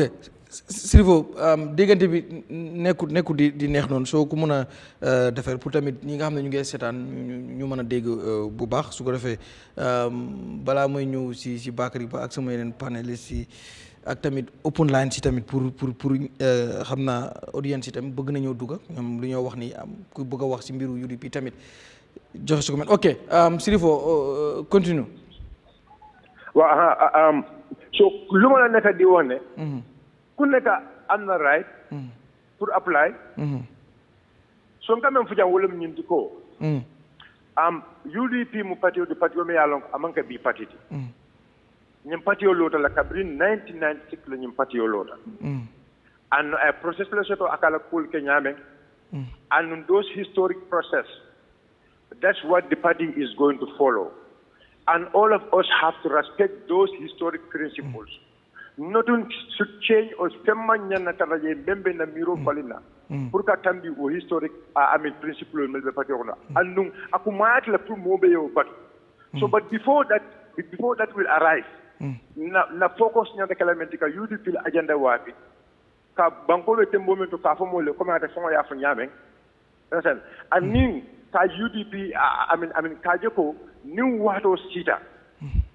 momo nyenta ka apply ba apply because nya ye ba apply la because yem mo le landi yem mo le believe indi UDP ni ma amasa kunda nata abe menkela no yellow we all need to mo nyenta ko fam wala tin na nyaaji we UDP la meyolu kabri yankuba lembang talib lembang rohi lembang landing lembang they are all doing efforts katandi gambian ko le ni UDP masa kunda nata abe menkela abe to ko menkela abe kukendo menkela banko kan or metembo me kon Useni is not stopping anybody from applying but as at now Useni mundola icon is our icon and we will be endeavor to climate ka Useni wafi until when we reach that moment. That is how democracy works. Okay. All right. Sirifo, tomorrow the President Barrow dina address the nation comme nu ko defee si at bu jot dafay dem si National Assembly bi mu waxtaan ci tolluwaay réew mi yëkkati ay kàddu ci secteur yu bari ci biir réew mi dalee ko ci education sector bi ñëw ba ci agriculture bi ak ci yeneen ak yeneen yow tey just quickly rek lan nga xam ne yaa ngi ko expect si président bi ne suba suy deliver State of the Nation address war na ko yaa ngi koy xaar ci moom pour dégg ko ci président bi. Wow, sa laajte boobu tamit baax na Garme I mean soo xoolee dëkk bi fii nii right now the price of basic commodities is a key concern pour le meilleur longo banku dungul la concern balem bi ni ajibe bi man boto dabe lafakan sugru boto dabe lafakan cement boto dabe lafakan anu molbe banko kan janne ilafta men na wolen ka balunya kendo soto but molbe balunya kendo soto ali nim marchandise dal la fata so na expect lo Mr. Marola speaking to the price of basic commodities won't finish me along anyant la ka discourse kapale ya ni nakaranto ya me ya lon ko wolbe kerim banko kan corruption we expect the president to address corruption on be kerim in banko kan jang the high rates of crime we expect the president I mean pour ayo fananta address because femme ni be ya lon ko banko dulu you know it is more development than anything that is the welfare of the people wala mol la nyanto so oro mol lo nyanto na expect le president wala jamo nyanto lo kambakel aning kaje ko I mean to nya fanay sabadi banko kan police the security sector reform we need President Barrow to address the security sector reform because we actually need a proper security sector reform mais yàlla ko Gambian ko lu be wala expectant ni aji be fana na banko la dalaso na banko la nafulo ni aji be avec kan yamen apu be fiakan so we expect the president to tell us abe mina ke kan pour na banko la economy because our economy is failing na economy be boy kan alors ni na economy boy ta o ba yalla ko banko dumul la balu be ko yalla alright na jada ken yalla bundala President Barrow nyanta tel folle nyele about jada kendala gundala because nyaaji be President Barrow ko jamal le fonu mole na le haklo bakan during his campaign ako now winter abe ambulance samala nan every street bedu ko mel yalla ko kumada e ko be ambulance le lundi la jehe mel yalla ko if you need an emergency you call those numbers niyo number kwandi bu moto bi te kama Gambian ko mbal nyin ka o moto le President Barrow ko ako nim molbita kan kamola akabe kordal lola silol kan o kordal mi lan ko be lola silol kan e ko kordalu e ko pour nim molbita mola mol so sije mol salje mol pol keje damben ko lu mbal nyin kala wobe mun tole President Barrow yo ke mun tole so nim mo be man sa nyin kan ay même fo molie anyanda ka nexo ay wala ki that is what the people of Gambia are expecting man sa manyana na la dro ita kuma fo mole me ya lonko adi eno big dosin happen so we need fonna pare na President Barrow hold accountable and President Barrow fana na make sure ko tapale yal mel be kelim banko kan kaje ko I mean abe share banko duno because na right lem pour ka long for the President Barrow mba fala ko these are some of the key things Gambian call by expecting prior address because atale afo and you want him to give us the response or the progress of Amel for you. All right. ako gambi akaba make sure do ko fonni kewlu pour ila do ko be nyame ako 150,000 jobs if I can remember. We want the president to tell us the statistics. Left line statistics to Gambian call yalo because we need to know the statistics of every promise the president given us when he was coming to office. So we want him to try for Nyumole. Nyajire fana nafulo la tapalin tuyama bekeri. National audit. Ye fenjema bala audit nyim banko kanjang. The audit reports are there. We want the president to tell us or audit reports why are they not implementing that? Because national audit is there.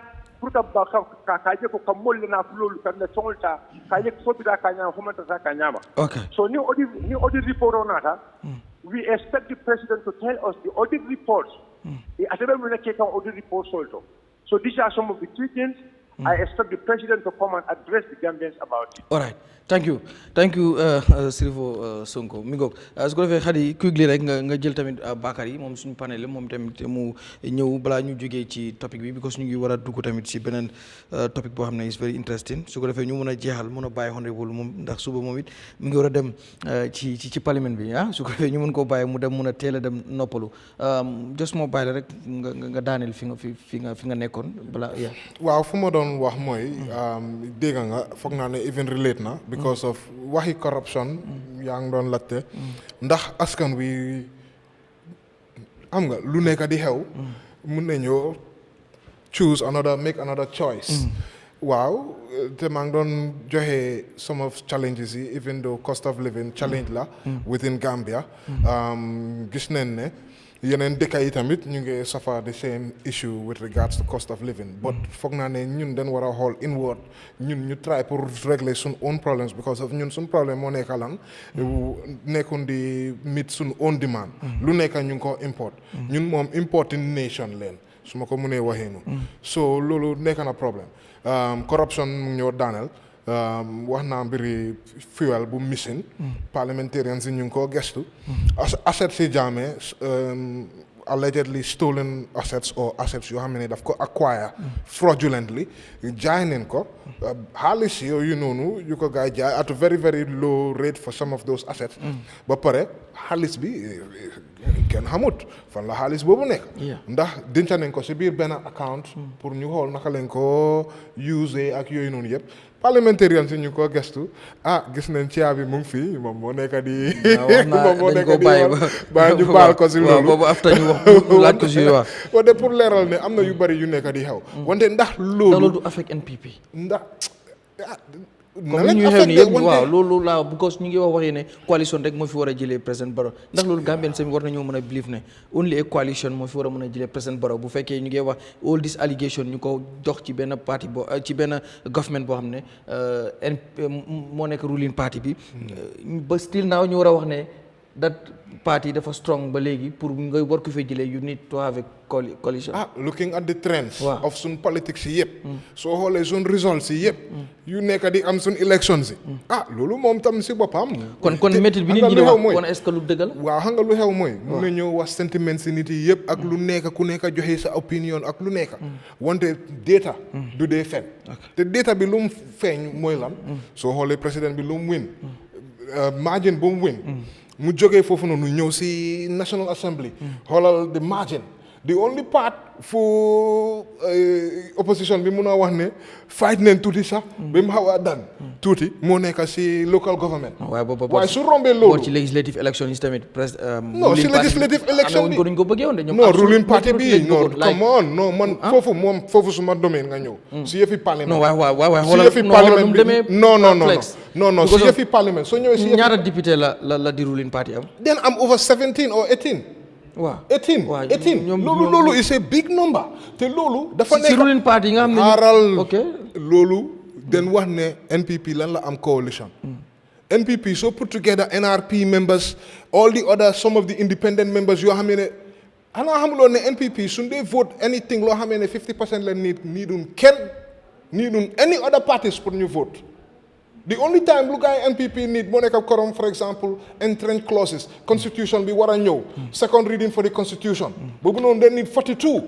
boobu loolu they need a super majority moo nekk 74%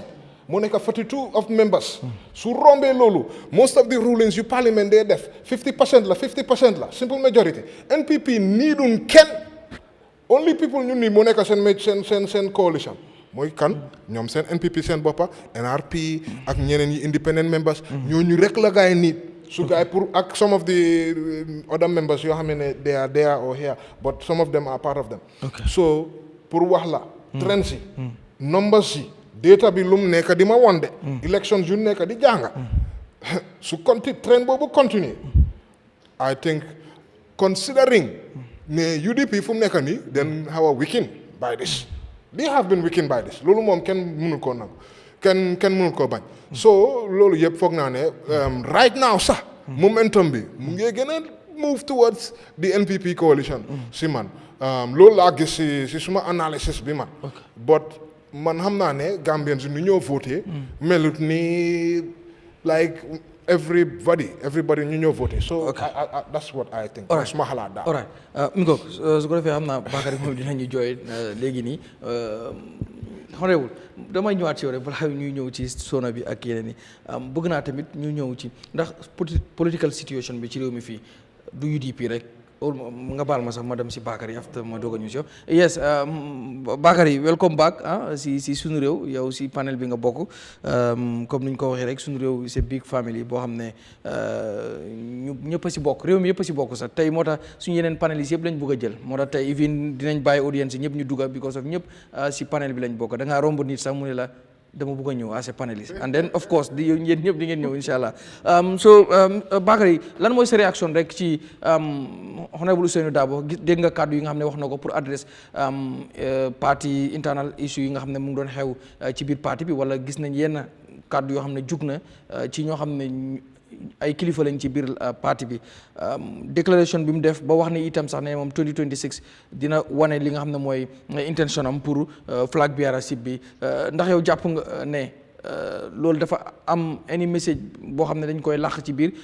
tactique la pour fay coow bi wala Lawyer Ousainou Darboe dafa wane intention am ba pare tamit pour Lawyer Ousainou Darboe mu taxaw ndax foog nga ne ñenn ñu doon tudd am nañ any chance pour mun a nekk di flag bearer. jërëjëf Garmi yéen a maa dégg di la nuyu di rafetlu programme bi géej naa fi tuuti nag di nuyu seetaankat yi yëpp di nuyu honorable suñu special guest bi Mr Jiba suma broda Flex Dan déglu naka laati speech yi oncle Ousainou Darboe bi jànget naa si ñaari jànget mooy ne benn pour man foog naa ne léegi safara du dee am balaa saxaar foog naa comme ni ko Flex waxee fii nii foog naa ne waroon naa njëkka oo gën a teel a génna pour wax because de war ngaa mun a teel a génna ñëw adresse ko pour des writing some mel ni network bi neexut de moom ñu ngi ko callee from UK moo tax so ma dégga waaw network mi ngi break nag ok may ma 1 second rek ma ok just give me 1 second no problem su ko defee rek ma ñëwaale kon si honorable balaa ma ñëw honorable comme ni ma koy political situation bi nekkul UDP rek but even NPP ñu ngi gis because ku si mel ni dat Madi something Keba Madi waaw ñu ngi wax ne moom mu ngi génn ki nga xam ne mooy Baye Sankare wax yëpp mu ngi ci bëri ak yeneen ñoo xam ne ñu ngi wax ñoom it ñu ngi wax waaye dafa mel ni seen parti libre bi dafa gaaw a déclaré ne dina doon candidat moo xaw a sa waaye am na coow loo xam ne mu ngi ci léegi ñu bëri lu ñoo laaj comme Madi Jobaat ni mu ko waxee mooy dañuy wax ne internal démocratie du dee nekk ci political parties yi ñoo wax ne boo xoolee ci political parties yi nekk ci réew mi yëpp there is no internal démocratie dañ dee wax rek koo ci laaj nag dafa la wax ne la non ñun parti bi lu ñoo decide ñun ñoo ko dee decide nangam from top yooyu waaye always dañ dee gis ne parti leader bi lu mu bëgg ci parti rek loolu moom moo dee am ndax foog loo tamit am na liggéey boo xam ne yéen partis yi war ngeen ko mën a def comme ni ko Madi waxee pour ngeen jéem a modernize li nga xam ne mooy parti yi duñ ko build rek around just benn nit rek comme yéen seen parti leader bi excuse bu mu joxee ne because of party bi is too young moo tax he is running for a third term. So dafa mel ni moom bu fa nekkul rek nobody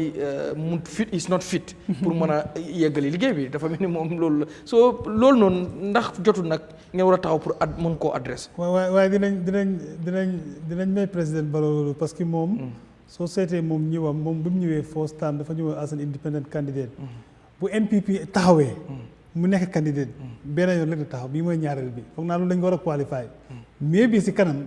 dinañ xool loolu noonu waaye li ma war rek mooy generally for all political parties comme ni ko maa di waxee loolu moo war a nekk suñ mantra bi because ñun as a nation political party suñ existé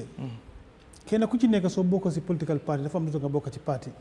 ko parti boobu mais principal parti boobu nga believe moo tax nga bokk fa te su dee parti boobu dafa dox ba war a élif réew mu doxal ko yow bëgg ngaa bokk ci loolu nekkul ne da nga bëgg a nekk si gannaaw rek pour seet bëgg ngaa benn bés nga tam nga nekk ci kanam te foog naa ne loolu moo war a xew ñun suñ parti bi nag am nañ président Barrow dafa nekk koo xam ne dafa démocratique la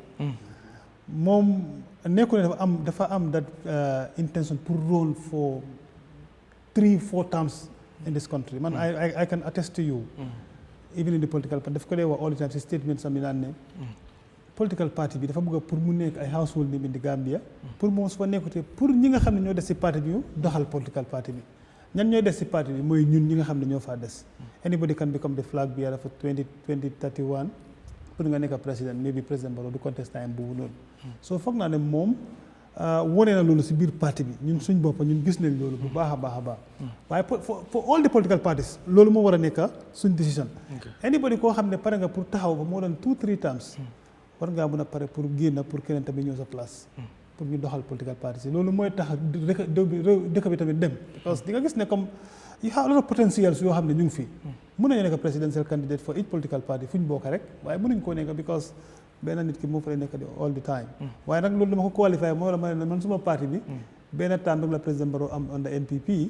bii mooy second terme am mais bi third terme am dafa fekk ne moom pare na pour génn pour keneen ñëw soo ñun moom ñun ñu ngi abide by the rules sax soo yeneen political parties yi ñoo nekk di yaaxal loolu waaw ok non you can come in daw moom président Adama Barrow moo nekk si ballot box bi kanamam moo fa nekk ba pare ñetti yoon lam fa nekk ñetti yoon ñaar lañ gis 3 times anyways loolu moom politique la Bakary ñëw na ñu jël ko hello Bakary waaw Garmi yéen a maa dégg léegi waaw yes yeah ok just dellu waat si topic bu ñu doon wax rek man doon déglu speech yi oncle Lawyer Darboe bi def na yëfi kilifa parce que léegi kilifa bu nekk sa kër su fa wax jógee rek war ngaa mun a jóg saafaral ko waaye man si suma gis-gis foog naa waroon naa génn njëkkaa teel a génn adresse ko parce que waajur bu nekk tam li nga ñaan si sa njaboot mooy nga toog ba am ay njaboot yoo xam ne am nañ pour mun a yoree dépense si kër gi te léegi UDP problème boobu lañ jànkantoor nag si lu ma jàngat si waxtaanam nag ak si speech am bi man bente maa ngi am that slim hope ne foog naa ne oncle Darboe buggut a taxaw in 2026 waaye because of lu wax bi bari war a mun a ñëw génn dalal xel gi indiwaat unity bi si parti bi te buñ fàtte ne tamit man to be quite honest Garmi man all the politicians yi laa gën a óolu suñ ñëwa version politicians yi parce que ñun suñ ñëwa version politicians yi dañ bugga lu yomba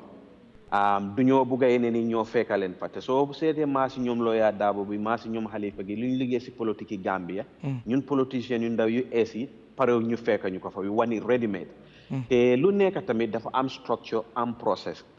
muy leadership UDP bi muy leadership bi PDOIS bi yëpp dafa am naka lañ ko dee tànnee ak fan lañ ko dee tànnee dafa am process am so foog naa lu ñoo waxtaanee yëfi leadership bi ak flag bearer bi it can be only solved through Congress moom su waxtu Congress bi jotee nag man 2 things mooy happen either moom dina ne moom du taxawaat who win parti bi yëpp ñoo support ko ñu bootu gannaawam su taxawee man maa la wax ni ñeneen ñi duñ taxaw against am because leena la tamit gaat mi nañ ko fàttali ne yëfi politique yi Gambie ak Africa dañ day jox kilifa ak mag cër man foog naa ne Darboe su demee Congress bugg a taxawaat the likes of Yang suñ ko buggee sax duñ ko oppose even Talib su ko buggee du ko oppose parce que dañ koo jox cër gi ak respect bi so noonu laa gisaatee waxtaanam bi waaye maa ngi bamtuwaat rek di dëgëral lu flex waa ak li ma di wax foog naa ne politique si Gambie dañ nit pour restructure waat ko dañ nit pour revampaat ko because sooy oote dara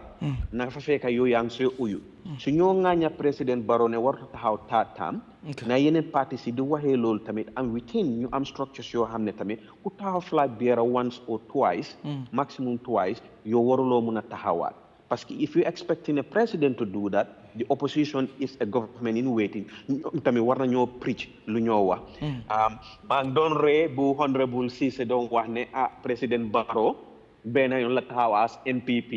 gis naa suma brother Flex nag nekku ne dama defend waaye it's a similar thing we have in PDOIS parce que soo seetee PDOIS tam Halifa benn yoon rek la taxaw as a PDOIS candidate mooy 2021 bu passé waaye regardless man gum naa ne parti yi nekk Gambie dañ war a structure am lu ñoo oowee term limit waaye tamit nekkul def ko fa rek as a party constitution waaye nga dunda ko tam parce que gis nañ CA dugal nañ term limit ci seen party constitution bi waaye gis nañ Dr. Ceesay mu ngi support Uncle Barrow pour mu dem taataam waaye loolu yëpp is part of politics te luy happen UDP nag tamit mu ngi happen fu nekk si àdduna gi parce que man Angleterre bu maa waxee ni parti bu ñoo oowee di Labour Party dafa am kuñ doon oowee Ed Miliband ak David Miliband ñoo bokka ndeya baay waaye ñoo ñëpp dañ dem ut party leadership bi te ñoo bokka ndeya baay mag ak raka lañ te Ed moo ñëw win te Ed moo nekk raka bi David moo gënoon am experience pour gagner da ngaa gis ne moom su winoon party leadership bi mu dem election ndikoon Labour Party bi lu conservative bi nekk indi 14 years yëpp du leen fa doon fekka waaye moom dafa taxaw against own brodaam comme bokka ndeya baay soo lii politics la waaye lu ñoo wax rek muy UDP bi muy PDOIS muy MPP lu ñoo def rek ñu rafetal buñ ko ñaawal yooyu noonu now one point laa bugg a emphasize rek te statistics moo ko back ak history UDP ak moo leen ñeneen parti yu nekk Gambia dañu war a xam ne luy soppi president in Gambia in our history ñaari yoon la benn through the coup d'etat in 1994 and the second one mooy coalition 2016 so lii lu moo firndeel mooy incumbency Gambia pour ñu mën ko faa génnee democratically dañ am pour form coalition waaye nag bëgguñ coalition comme coalition 2016 bi parce que am nañ ay jàngat ak yeneen disappointment yu see am yooyu noonu waaye I think ne lawyer Darboe lu mu génn a wax ni it's right thing to do dina calm nerves si waaye man personally I think ne dafa am ñu nekk si biir parti bi ñi nga xam ne ñoom tam buggal nañoo sampal seen ndënd boppa I don't think ne comme 2026 even suñ demee ba congress I think ne dina am ay fraction yu jógee NPP UDP sampa seen own party man noonu laa si gisee si waxtaan bi thank you xam naa dinaa ñëwaat ci yow comme mbokk yi du ma leen ko waxee rek comme nu ma leen bi ñëw start président bi suba incha allah dina dem si pencum ndawi réew mi waxtaan ci tolluwaay réew mi su ko defee rek ñu dugg ci ndax bëgg nañ tey soo bi dañ ko bëgg a xaw a teel a jeexal tuuti pour ñu mën a bàyyi honorable ndax suba di nekk foofu ñun ñii sax dañuy nekk foofu noonu pour mën a jox leen very befitting coverage ci président bi after lu tamit ay yeneen analyse yoo xam ne dina ci mën a am honorable State of the Nation address ñu bari wax nañ ko comme mbir la boo xam ne constitutional requirement la boo xam ne président bi war naa dem ci at least benn yoon ci at mu ne ci fi nga xam ne mooy ci pencum ndawi réew mi wax ci tolluwaay réew mi ba dafa am benn misunderstanding wala benn mbir moo xam ne nit ñi clair wut ci nit ñi ñu bari ñoo wax ne State of the Nation address président buy demee ndax tolluwaay réew mi fi réew mi toll ci loolu la war a wax wala daf ñu war a indil statistique loo xam ne jàll na ba pare wala ci currently what is happening maanaam bu ñuy wax ci cost of living depreciation bu dalasi bi ak yeneen bëgg nañ tamit ñu mën a understand the meaning of State of the Nation address because bu fekkee yaa ngi koy bëgg a tekki ci wolof bu man mooy dafa mel ni mooy tolluwaayu réew mi pour moom mu addu ci dafa fekk naa tolluwaayu réew boo ci addu mooy fi réew mi toll bu fekkee ñu ngi wax réew mi jafe-jafe bi nga xam ne ñu ngi koy dund ci njàng mi ci napp gi ci koom gi mooy économie ak yeneen yu ci mel waaye tey bëgg naa itam nga dikkal ñu ci waaye boo doon compare tamit bu laasiye bi loolu xam naa dinañ ci ñëw but first of all rek tey président bi bëgg nañ nga dikkal ñu ci State of the Nation address bi lan la wundu ak itam nit ñi niñ koy jàppee ñu bëri dañ jàpp ne président dafa war a wax ci àll kalaj gi maanaam li nekk di xew. waaw jërëjëf Garmi comme ni nga ko waxee rek section 77 subsection 1 moo may président bi moo ko jot doole bi pour mu ñëw si pencum ndawi réew mi pour mu waxtaan mbiri réew mi léegi li gën a am solo lu nit ñi mën a xool mooy parce que ñun ñëpp buñ fi toogee kenn ku ci nekk dafa am li nga xalaatee maanaam mooy ni nga fogee noonu la ko président bi war a defee waaw State of the Nation address nag si kàllaama tubaab soo ko faram-fàccee li mu laa wal mooy si tolluwaay réew mi waaw léegi nguur nag dafay dox dafa am lu muy def lu bëri li nga xam ne suñ fi toogoon tey di ko lim ñun ñetta dinañ wax lu bëri yi nga xam ne bokkuñ sax soo liñ si xam rek mooy dëgg la bëgg nañ pour président su ñëwee tolluwaay réew mi mu def ko waaye tamit def dee weesu loolu parce que dafa am lu bëri li nga xam ne tamit nguur gi def na ko te askan bi nekkul ne yëpp lañu yëg daf dee nekk opportunité pour mu ñëw mu wax ko askan bi pour nit ñi tamit déggee ko foofu noonu maanaam man si suma jàngat mooy bi ma gisee ba ma ñëwee 2017 ba léegi the same way la da ko président bi day defee maanaam mu ñëw every sector seen achievements gaab si nga xam ne mu ngi xew si seen ministres yi mu ñëw mu wax ko ak li nga xam ne loolu la government bi nar a def si kanam tuuti benn time tukki woon naa dem naa Kenya ma dem attend seen State of the Nation address te lu tax ma defoon loolu mooy maa ngi woon Kenya mu fekk ma fa ma jël opportunité pour dem pour déglu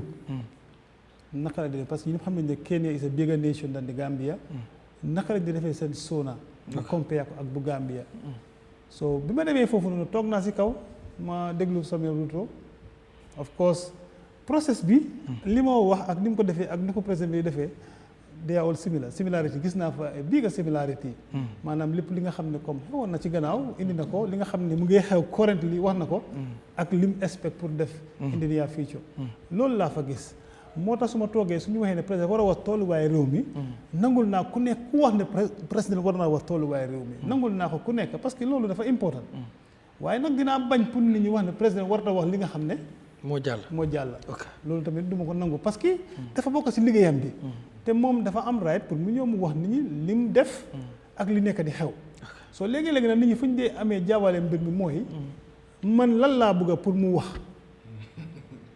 man lan laa bëgg pour président bi wax ak lu fles bëgg pour président bi wax ak lu jiba bëgg pour président bi wax lii nekkuñ benn te nguur li moo def dafa bëri soo lii moo nekk suñ dipaaco waaye nag foog naa ne process bi they are all similar man li ma gis li ma demee kenn li ma gis te dem naa Tanzania tamit the same thing I mean attend naa seen State of the Nation address li ma fa gis is similar issues might be different in terms of nu ñu operaté but similarities mu ngi si in the way they do it so foog naa ne pour nit ñi understand ko mooy président ñëwam si parlement bi tolluwaaye réew mi daf ko dee wax waaye liñ cee wax man li ma bëgg ak lu flex ak lu jiba bëgg yi ñoo nekkul benn so foog naa ne foog ñu understand ko noonu tamit waaw ci biir loolu tamit gars yi ñu ngi wax ne comme bu demee bay address the nation comme boo why not ñu jéem a xool ci National Assembly bi nañ lañ fay def ba introduce fa li nga xam mooy suñu local language si pour man di ko fa làkk te gis nañ ne ñu ne président bi every time bu fekkee mu ngi wax ci local language ci la gën a mën a express boppam bu fekkee mu ngi address nation wala mu ngi wax ci loo xam ne ci tolluwaay réew mi te loolu citizen si la concerne waaye nag tamit doo leen consider noo leen di defee ba nga gis ne bu beneen yoone bu ñëwee dina ko mën a wax ci mandinka wala wax ko ci beneen local language wax ne foofu la gën a comfortable su ko defee message bi gën a mën a tasaaroo ci askan nit ñi mën koo gën a mën a dégg. waaw loolu moom war naa am parce que foog naa ne waxtaan yu bëri defoon nañ ko fi du tey flex moom nekk na koo xam ne si parlement bi all time bu nekk foofu moom daf dee def coverage yu bëri foofu so foog naa ñun even ñun sax dañ dee bëgg nañ pour ñuy wax kàllaama local language daal mooy soose bi olof bi ak pël bi ak joolaay ak yooyu noonu bëgg nañ pour ñuy làkkaloo su ko defee nit ñi di ñu dégga parce que man tey lu ma fi toogee li ma mën a wax si soose ak olof mun naa am sax mën ma ko wax si anglais so su boobaa su ma nit ñi maa déglu li ñoo understand si li maa wax moo ëppa si ma waxee anglais ñi maa dégga so foog naa ne loolu is important waaye process boobu loolu mu ngee dem ba léegi ñu ngi si kawam nekkul lu yomba tamit nag parce que lu bëree ci nekka soo demee ba nga tollu foofu tamit nga ne waa ban language li nga def an official language pour lu ñoo laaka si pencum ndawi réew mi boobu tamit beneen affaire la non waaye fooguloo nga baal ma honorable comme soo geesoo am ñuy wax ne exemple honorable bi ku jógee Saalum xam na ni Saalum wolof yaa fa ëpp boobu bu nekkee ci penc bi na wax wolof ku jógee Ol Yundum xam na ni Ol Yundum foofu soose bëri na fa trop na wax soose comme tey yéen boo leen di daagaan baat yi askan wi doo leen di xool ba xam ndax ku ci nekk waaw système bi la rek dafa des système bi dafa des système bu ñoo am dëgg la bëgg nañu am modern system boo xam ne dina mën a dugal loolu noonu yëpp waaye su fekkee amuñ loolu nag luñ am su fekkee daf ñu war a yóbbu si fànn boobu noonu comme ni ma jógee wax foofu la problème bi di ñëw waaye xam naa ne process bi mu ngay dem through dafa mel ni comme dañu war a am legislation rek pour ñu indi that as a law ñu mën a am local language si National Assembly maanaam député yi président bi ak anybody koo xam ne yaa ngi ñëw si pencum ndawi réew mi mbala ngay jox askan bi information nga use local language bi su ko defee ñi nga xam ne jàngu ñu dégg la loolu amul si président bi rek sax waaw alright balaa ma ñëw si docteur Jiba nooy gisee tamit because sona yu fi jàll bu 2023 bi 2024 but recently rek 2024 yëkkati fa kar waaye ñëwaat na ci lu jëm ci 150,000 job creation yi nga xam ne wax na ni bokk na ci within 5 years but soo xoolee bi mu ko waxee nekkutoon 2024 nekkutoon 20 even si sona bi nga xam ne 2022 sona waxoon na lu mel noonu ci boo xoolee 2022 3 4 ba fu ñu nekk nii dafa mel ni 5 years boobu noonu léegi tey mu jot waaye tey xëy na yéen information bi ngeen am as an NP ñun duñ ko mën a am ci jot yenn xibaar ndax yow tey xëy na ëllëg maybe dinañ dégg mu wax ñu fan la mbir yi toll waaye ndax jàpp xam nga fan la yëf yi toll wala ndax xam nga ne mbir mi mu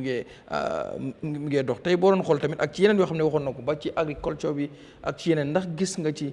improvement wala yenn implementation ci yenn project yoo xam ne junjooñ na ko ci last State of the Nation address 150,000 job bu mu war a créer right na amaguma data bi waaye xam naa ne ok gëstuwaay liñ ci def xal naa sakkan tuuti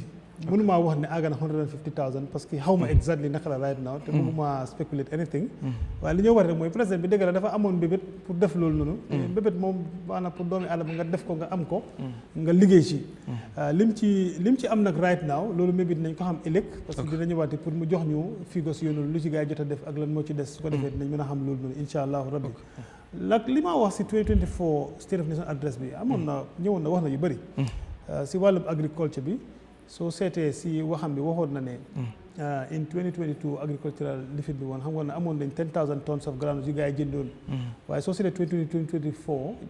jëndoon nañ almost about 36,000 metric tonnes si 1.5 billion buñ tegoon so foog naa ne loolu amoon na increase from liñ jënd si pharmacie dëgg la challenges moom mu ngi fa in terms of comme niñ ko dee gisee si fay ak yooyu process bi nu mu dee demee waaye nag foog naa ne government bi am nañ comité nañ pour loolu pour gis ne gerte bi nga xam ne loolu la pharmacie di béy ñoom ñu jënd ko yëpp seen loxo su ko defee ñoom ñu digaale ko fan lañ ko digaalee so 2025 saison 2025 saison bi boobu tam mu ngee ñëw amaguñ data bi right now xamuñ ñaata metric tons lañ jëndanguñ ngum mais bi boobu tamit dinañ ko dégg ëllëg si moom lan lañ ci def ak ñaata xaalis lañ si spend ak yooyu dinañ ko mën a xam waaye foog naa ne yooyu yëpp ay wàlla la yoo xam ne comme bi mu ñëwee woon lu mu wax ak li mu nekk di wax mu ngi affaire yi mu ngi egg si kaw tuuti loolu lañ gis foofu noonu soo seetee si wàllum health tamit wax na si lu bëri parce que gis nañ ne comme bi mu ñëwee woon 2022 li mu wax si wàllum lopitaan yi 2023 2024 si wàllum lopitaan ñu ngi gis xam nga an increase in facilities yi nga xam ne ñu ngi leen ñu ngi construct nit ñi dinañ argue ne waa ok construct nga facilities waaye amul garab loolu yëpp ay argument la yoo xam ne dinañ ko def parce que nguur bi ministre of health tamit dañ leen wax ne comme am nañ xaalis yoo xam ne use nañ ko jëlee nañ ay garab yóbbu nañ ko si lopitaan bi ak yooyu noonu yëpp waaye yëpp dafa nekk loo xam ne comme ay gëstu yu bëri ñoo si war a def ñoo si war a nekk te ñun tamit suñ si pencum ndawi réew mi député yi committee si yaa ngi fa ñu ngi liggéey si loolu dañ di am figures dañ di am information with regards to all that so lu dee nekk problème bi mooy communication bi moo dee xala des pour askan bi xam exactly lan la ministre of health def ak lan la ministre of youth and sports def lan la ministre of finance def yii ñoo dee nekk yoo xam ne daf dee manqué waaye foog naa ne suñ improver si loolu rek balaa président bi ñëw sax pour jox State of Nation address bi dafa fekk nit ñi xam nañ secteurs yi lan lañ def ba pare moom dafaa ñëw léegi mu jaar seen kaw mu dem su ko defee nit ñi duñ am anything loo xam ne comme dina leen sonal si mbir mi. all right docteur Jiba président bi suba dina adresse nation comme ni mu ko defee ni ñu koy waxee rek constitutional requirement la dina dem wax ak askan wi ci tolluwaay réew mi waaye ni ñu ko lay waxee léeg-léeg dafay indi information yoo xam ne ministres yi jox nañ ko wala directors yi permanent secretary yi lu jëm ci liggéey bi nga xam ne def nañ ko mu mën a indi ay statistiques wax ci lu nekk waaye tamit wax fi ñu toll fi ñu jëm ak li ñu jot a def. ñu bëri di ko wax ba ñu bëri dañ dee wax ne fi ñu koy xaar nag mooy ci tàng-tàng bi fi ndi réew mi toll tey nan ngay jàngatee loolu ba pare yow dama lay laaj lan ngay xaar itam ci njiiti réew mi bu ëllëgee lan nga foog ne loolu war na ko mën a wax te du doon wax rek waaye tamit wax bu ànd ak jëf wala sax bu ñu fa noppee rek jëf tamit àddu ci. waaw Garmi jërëjëf waaw xam nga luñ soxla Afrique fii mooy actionable state of the nation address nekku na li nga xam ne daal man jiba ma nekk président fii ma ñëw toog agriculture ñu jox ma report fi naka la minister of land ñu jox ma report ñeneen ñëpp ministre yëpp ma summarize ko ma ñëw read lii lañ achieve fii ak lii lañ fi defoon so doona si tam li te ñaareel bi tam xam nga affaire bi suñ ko xoolee war nañoo xoolaat suñu boppa de dëgg la is président Barrow mu ngay góorgóorlu def na lu mun wax dëgg yàlla def na lu mun waaye nag sooy adresse state of the nation ji nga last year buñ ko doon def rey bi dafa bëri woon dafa tombé rey bi bëri maanaam killing bi dafa bëri woon that before state of the nation address man personally I was expecting ne loolu dafa war a ñëw even binduñ ko sax mu ne rey bi bëri na reyante bi bëri na whatever waaye nag am nañ suma government nañ si taxaw lii ak lii lañ fi waroon a di waaye most of the time this focus was on FGM female circumcision whatever loolu daf ko emphasize on trop te Africans yi most of the time dañ dee wax to impress tubaab yi ne xaalis boo leen ñu jox fii lañ ko dugal te ñoom léegoo-léeg dañ dee am conditional grants léegi dañ laa jox grant ñu ne la lii lañ ko soxlee def ko lii wala nga wax ñu il faut nga impress sa dono si léegi daf di am waaye yëfi Gambia moom dafa daw yaram xam nga affaire bi man wax ma ngir yëfi oppose président whatever fii ñëpp xam nañu lu nekk di dunda gis nga dëgg la mun ngaa summarize yëpp ministre yi lu ñu la jox nga riit ko nit ñi xam waaye nag state of the nation address démb la ak tey ak fan nañu war a dem comme honorable nu nga ko waxee loolu am solo la loolu président su ko waxee ba pare léegi nag na asoon nit ñi di nga Gambie suñu soxla danga suma mbokki poli ak séeréer yi biir bi su feesee rek pare nañ si mu ngaa remain fi président fu 40 years na nga lekk ba suur ak tam nga am fooy fajoo ak tam nga am quality education waaye nag biir bi na fees mooy number one priority ak tam su feesee ba ëpp am nga da ngaa dem lopitaan nga dem soo demee lopitaan nga am garab loolu moom Gambien bi su amee lii di nga yàgg bu ko affaire di nga Sénégal fu mu nekk ñu ngi complain dunda bi dafa jafe nekkul Gambie rek la Sénégal ak Afrique ñoo ko def problème ñoo ko teg suñu boppa gis nga fii tubaab bi dañ ñëw jël fii ñu dem manufacture asuwaat ko exemple groundnut fii gerte bi dañ koo jël wala kasu bi su boppa export ko to these Asian countries ñu dem transform ko add value asuwaat ko back to us am nañ resources ndox baa ngi fi géej fa Gambie warta jooy fi li fi naka la ay maalo wala dañ xiif wala amul dara it's enough for us to farm pour am lu ñu war a am Ministry of Agriculture millions su fi nekk di dugga dafa bëri man defoon naa impact assessment for the NEMA project which was a $64 million to see whether there's an impact mooy impact assessment mooy their first impact assessment consultancy maa ko def unfortunately impact bi bëriwut yaa ngi gis te xaalis bi tam demuñ pour exhaust xaalis bi yëpp si nga façon yi su ñëwee nañ ko improve pour développer dëkk bi wala pour nit ñi mën a suur suuf bi nangu na ndox baa ngi set ndox baa ngi fi te ndox bi dafa xar maanaam dafa xar Gambia ñaari yoon into two lii moo la wane the country is rich président bi little effort la war a nit ñi ñu déggu ñu commencé dugal xaalis bi fi nga ko war a dugal ñu bay suñu bayee fi 1 year su ma waajee loolu rek dina doy jaxali pàcc ak yeneen area foo gas rek dina sax ma loo fi ji rek maanaam dina sax te suuf bi nangu na soo léegi war ñoo jooy ay légumes ay lii dafa seer ak lële Central Bank governor bi this week mu doon wax ne soo gisee dalasi bi depreciate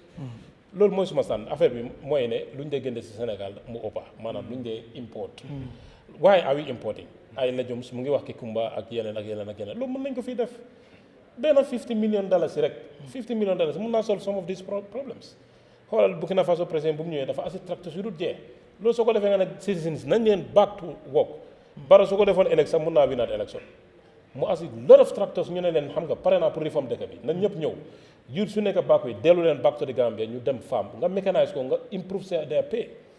ñëpp ay toog liggéeyal pour nga xam ne léegi maanaam kenn du xiifaat fii nii ñëpp ay suur waaye nag dafa daw yaram fii xaalis bi corruption bi dafa bëri am nga soo waxee keneen ñëw jógee fële mu nekk di defend corruption am fi yow sa bopp da nga corrupt yooyu corruption dafa bëri yaa ngi gis alali réew ñu asagu kenn jël def ko posan wala few people séddee ko man xam naa système yaaga naa système loolu moom kenn du wax ne corruption nekk fi alali réew nga jël ko da nga xam ne ñëpp a ko war a bokka loolu dafa garaaw de waaye dem na ñoo na mbiri secteur bi agriculture si boppam Gambie dafa ndaw te mën la mën nañoo am lépp luñ soxla ba duñ import maal duñ import dara loolu mën nañ ko def fii yes because Gambians who are outside they are willing to invest in agriculture waaye nag nañ leen xajal yoon bi pour ne ñoo leen government ne leen support in this area Jah Oil for example nga def mbiri rice kenn ñëw defaat mbiri tomate factory tomato factory kenn ki ñëw defaat mbiri yeneen légumes yi ak horticulture léegi ñu jàppale ko ñu seet naka la ñu def ban pourcentage la mën a jox réew mi doomi réew mi nañ mën a am at least duna bu yomba waaye nag comme station nation address ñu ngi ko xaar ëllëg yaakaar naa ne dina wax waaye nag mbir yi nekkum wax rek wax ñu lan nga def ak lan nga war a def lan nga defoon ak tey ban state ban condition lañ nekk ak tam ëllëg fa la ñu waaw loolu am solo la te ñaar bi na nekk mbiri action dañuy gis ne kii last year lu mu waxoon def na 50% achieve na ko wala 60-70% achieve na ko xiif bi wàññeeku na ak yeneen loolu moom suñ ko defee Gambien bi soo ñëwee wax leen state of nation ñëpp a laa déglu ñu ne we are expecting something new kon nañ dem déglu Flex daan ci président bi suba dina address nation bi and then tey waroon def comparison last year bi mu defee nation address dégg nga yenn promise yoo bëri defoon na ko waaye itam statistiques yi nga xam ne joxe woon na ko yoo xam ne gov ministry pour ñu bëri itam dañ day jàpp ne est-ce que sometimes ñu ne gov président bi bu adressé nation bëri ñu bëri dañuy wax ne ban Gambia la nekk di waxal sometimes surtout su waxee si wàllu économie bi ñu bëri dañ day jàpp ne the economy is not growing te président bi always dafay dañ ko jox information si ne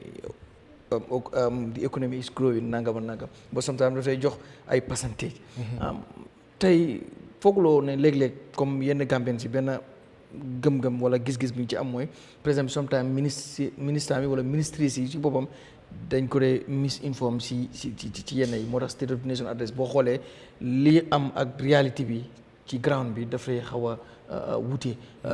ban jàngat nga ci def ak Ousman tamit lan nga expect tamit ci président bi tomorrow. jërëjëf ëllëg moom it's another big day. State of the Nation address moom. ñëpp a ko anticipate constitution bi just pour leeral tuuti. constitution bi lu mu wax mooy. ne président bi dina ñëw at least once. at si biir at bi. ba pare dina wax lan the condition of the Gambia. the policies of the government and the administration of the state. so suma co-panelists yi ñoom fu gaay laal mooy foofu. wante certainly ministries yi dañ dee feed seen own information ñu gaay dee feed te loolu moo dee feeñ ci président bi lu ma wax bugga naa leeral ne président bi dafa war na ñëw sax joxe State of the Nation address si first ordinary session bi mu ngi woon si agenda waaye ñoom honorable ak ñeneen yi ñu ngi ko bàyyi ñëwut joxewut adresse ba pare benn tey waxuñ ñu lu tax joxewut ñu adresse amul foofu constitution bi dafa war na ñëw because of nu ko gars yi defee si assembly bi si agenda bi State of the Nation moo war na ñëw ba pare constitution bi ñëw so loolu mu nekkal loo xam ne foog naa ne sa gars yi yëpp kenn laalul foofu te constitution bi dafa nekk lu important ndax su ñëwee dina wax si mbiri constitution bi am naa ne dina si wax wante dina métti de pour ne second reading boobu noonu pour mu jàll dina métti waaye tamit foog naa ne loolu tamit foog ñu laal ko ñu laal foofu noonu State of the Nation address bi maa ngi expect ne président bi war naa wax mbiri yëfi jobs si man because of comme nu ma ko waxee policies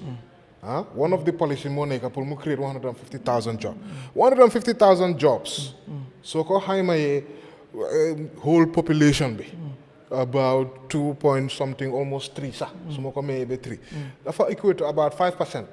of course gestu wooma working age ak yooyu noonu loolu is just nekkul lu rëy nag nen waxante dëgg 5% soo move population 5% pour ñu am jobs loolu nekk lu rëy so président bi war nañoo ñëw ñu explainer ñu naka lañ nekk di def si yëfi policies yooyu noonu amoon na pour tontu sa question bi affaire yi ndax léegi-léegi lu mu dee wax ndax am na because of ñu ngi ko feed through the ministries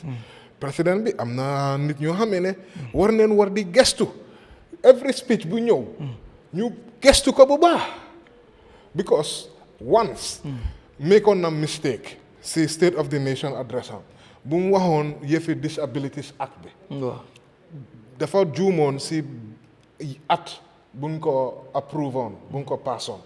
ba benn National Assembly member mu nekk honorable Bah dafa move on a motion sax pour ne loolu dañ ko war a clarify si records si parliament loolu remember naa loolu so loolu mu nekk di feedback si question bu ma laaj ne dañ dee def mistake te ñun journaliste yi te mistake nga baal ma sax ndax loolu mën nañu ko jàppee mistake wala duñ ko jàppee misinform parce que pour man jàpp naa ne président bi duñ ko yóbbul kayit rek ne ko lii nga war a tari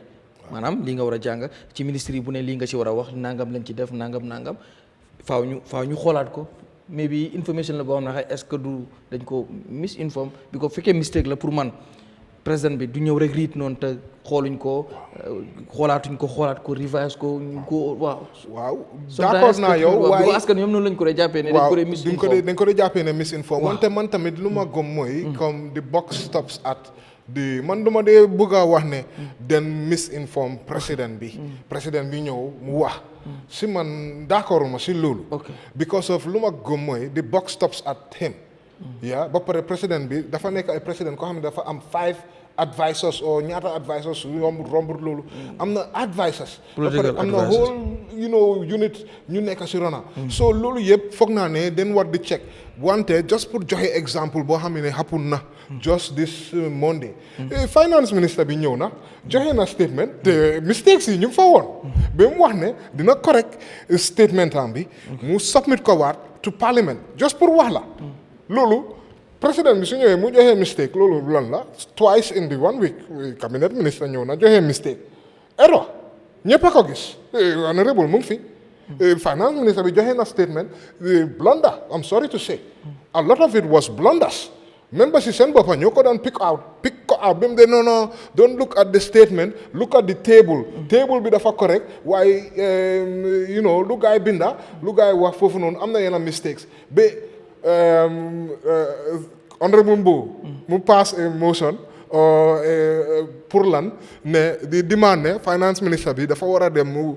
fix kayit boobu noonu mistakes yi ba pare mu submit ko waat parliament ba foogaloo mistake boobu presso bi because of ñu ci mel ni yow ak ñeneen ñu ngi doon kaas ne dafa waroon a report dafa waroon a joxe dat budget report lu yàgg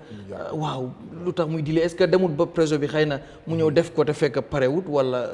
waaw wante moom amoon na more time moom dañ ko joxoon more time man dama gëm ne gis nga tey man su ma bindee suma story editor review wut ko fact checkuma suma story comme suma journaliste yi dañoo binda ñu seen ma story man editor la dama dee review man ma fact check leen bi ma 100% sure ne am comfortable ne yow loo binda nii is 100% correct ma publish ko loolu su erreur ñëwee kan la ñëw blame foog nga ne journaliste yi la ñëw blame dañoo ne man editor bi man dama ko dee daag dama dee nangu ne man maa error because of man the buck stops at kan man so same issue bi la finance minister bi boobu noonu moom foog naa ne bëgguma speculate waaye xëy na tamit pressure la but dafa nangu ne moom dafa error si statement am bi ba pare dina ko fix so yooyu noonu yëpp moo nekk recurring things loolu daf dee happen bo waruta bari dafa war a nekk very few and far between su nekkee few and far between then xam ne ne waaw advisors yi ñu ngay really help président bi ñoo xam ne dañ war a gestu because of president speech am every speech am dañ ko war a review every single speech bu président bi di wax dañ ko war a review internally for factual errors ak yooyu noonu yëpp so hopefully comme ëllëg dinañ review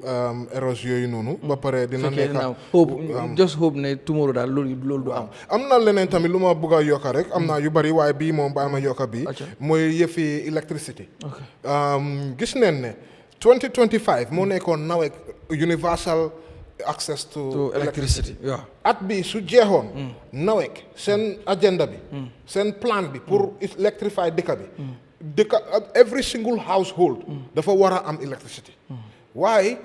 maa ngi woon si benn meeting ñu ne 74% leen aaga by the end of 2024 so loolu moo laa woon ne we are somewhere pour ñu aaga 2025 recovery focus yuriwaa bi ñëw na ba revise 2025 because xam nañ ne of course time mu ngi xaw a gàtta so léegi def neen wax neen ne 2027 even though 2027 dafa still ambitious si man waaw gannaaw mu happen waaye dafa ambitious because lan mooy that universal waaw pour ñëpp moo nekk 100% every single household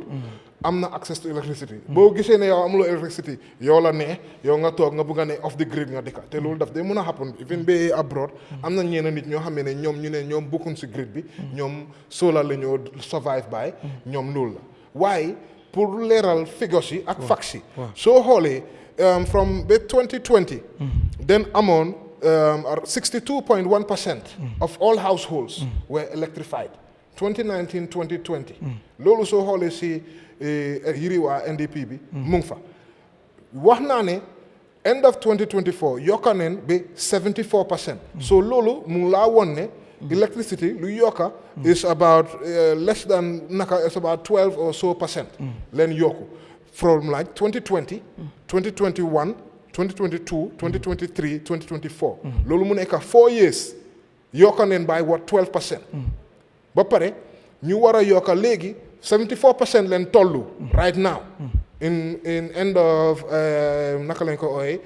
2024. Léegi from 74% pour ñu àgga 100% moo nekk den war a yokka lan 26%. Ndax dineen mun a yokka 26% from ñu ngi 2024. 2025 leen jox 2025 as 1, 2026 as 2, 2027 as 3 years. Ndax dineen yokka 26% in 3 years. Te wax naa ne from 2020 all the way to 2024, then you're by 12%. It's not looking favorable. It's not possible. No, wahuma ne possible. Possible na. Government bi mun nañ ko def. Gom naa ne mun nañ ko def. Wante lu ma nekk di wax mooy data bi maa ngi laa project. Maa ngi laa woon lu gaay def si 4 years. Ba pare ma woon la ne ma ne la in 4 years yokka neen by 12%. Comme pour yow suñu usee the same speed boo xam ne moom la ñu use duñ mën a ok so naka la ñoo aagi naka la ñoo increase 26% of all households yëpp in ba pare am nañ 3 years pour def loolu loolu laa nekk di ekkati pour maanaam faaw ñu improve wala xoolaat benn stratégie dañ am pour accelerate because of dañ war a def more than double 11 ak 12 ak 26 yes you see so loolu dafa important dama ne ma laal place yooyu tuuti pour so bëgg dinaa bëgg ñu delluwaat ci mbiru budget report bi bëgg naa ñu ñëw foofu laa bëgg ñu tëjee no problem xëy na xaw ma ndax Bakary mi ngi si line bi fekkee mu ngi fa ñu jël ko quickly rek moom it mu àddu ci lan la mooy expect ci président bi ëllëg bu fekkee tamit nekkut ci line bi bàyyil ma ñëw ci docteur ji ba balaa maa dem suñu ok Bakary su ko defee rek yow tamit nga ñëw rek ci suba lan ngay expect ci président bi ndax mu ngi war a address nation bi muy state of the nation address comme ni ñu ko waxee fii rek constitutional requirement la constitution moo ko sàkku ci moom ngir muy dem ci parlement bi at least benn yoon sax ngir mën a wax ci tolluwaay réew mi tey lan nga xam ne yow yaa ngi koy xaar ci président bi suba te bëgg nga koo dégg ci moom loo xam ne xëy na foog nga ne issue la ci réew mi wala foog nga ne itam loo bëgg a leerlu la lan lay doon Mr Ba. jërëjëf Garmi to be quite honest comme ni nga ko waxee fii nii state of the nation address suñ 1997 constitution bi section 77 1 moo jox président bi mandarga boobu noonu pour at least lum tuuti benn yoon mu ñëw si pencum ndawi réew mi pour wax ñu lu passé si at bu passé ni si at buñ nekk nii fan lañ si tollu ak si at buy ñëw nii lan lañ si war a gestu mu nekk loo xam ne lu important la parce que si suñ history ñaare luñ si jàngat ak luñ si gestu mooy even though président bi mun na koo def benn yoon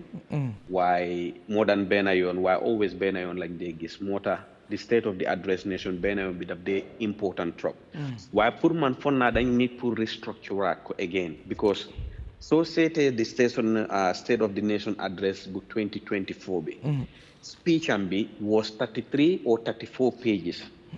34 pages dafa bari trop pour président bi ñëw jàkkaarloo ak parlement ak réewi Gambia pour explain loolu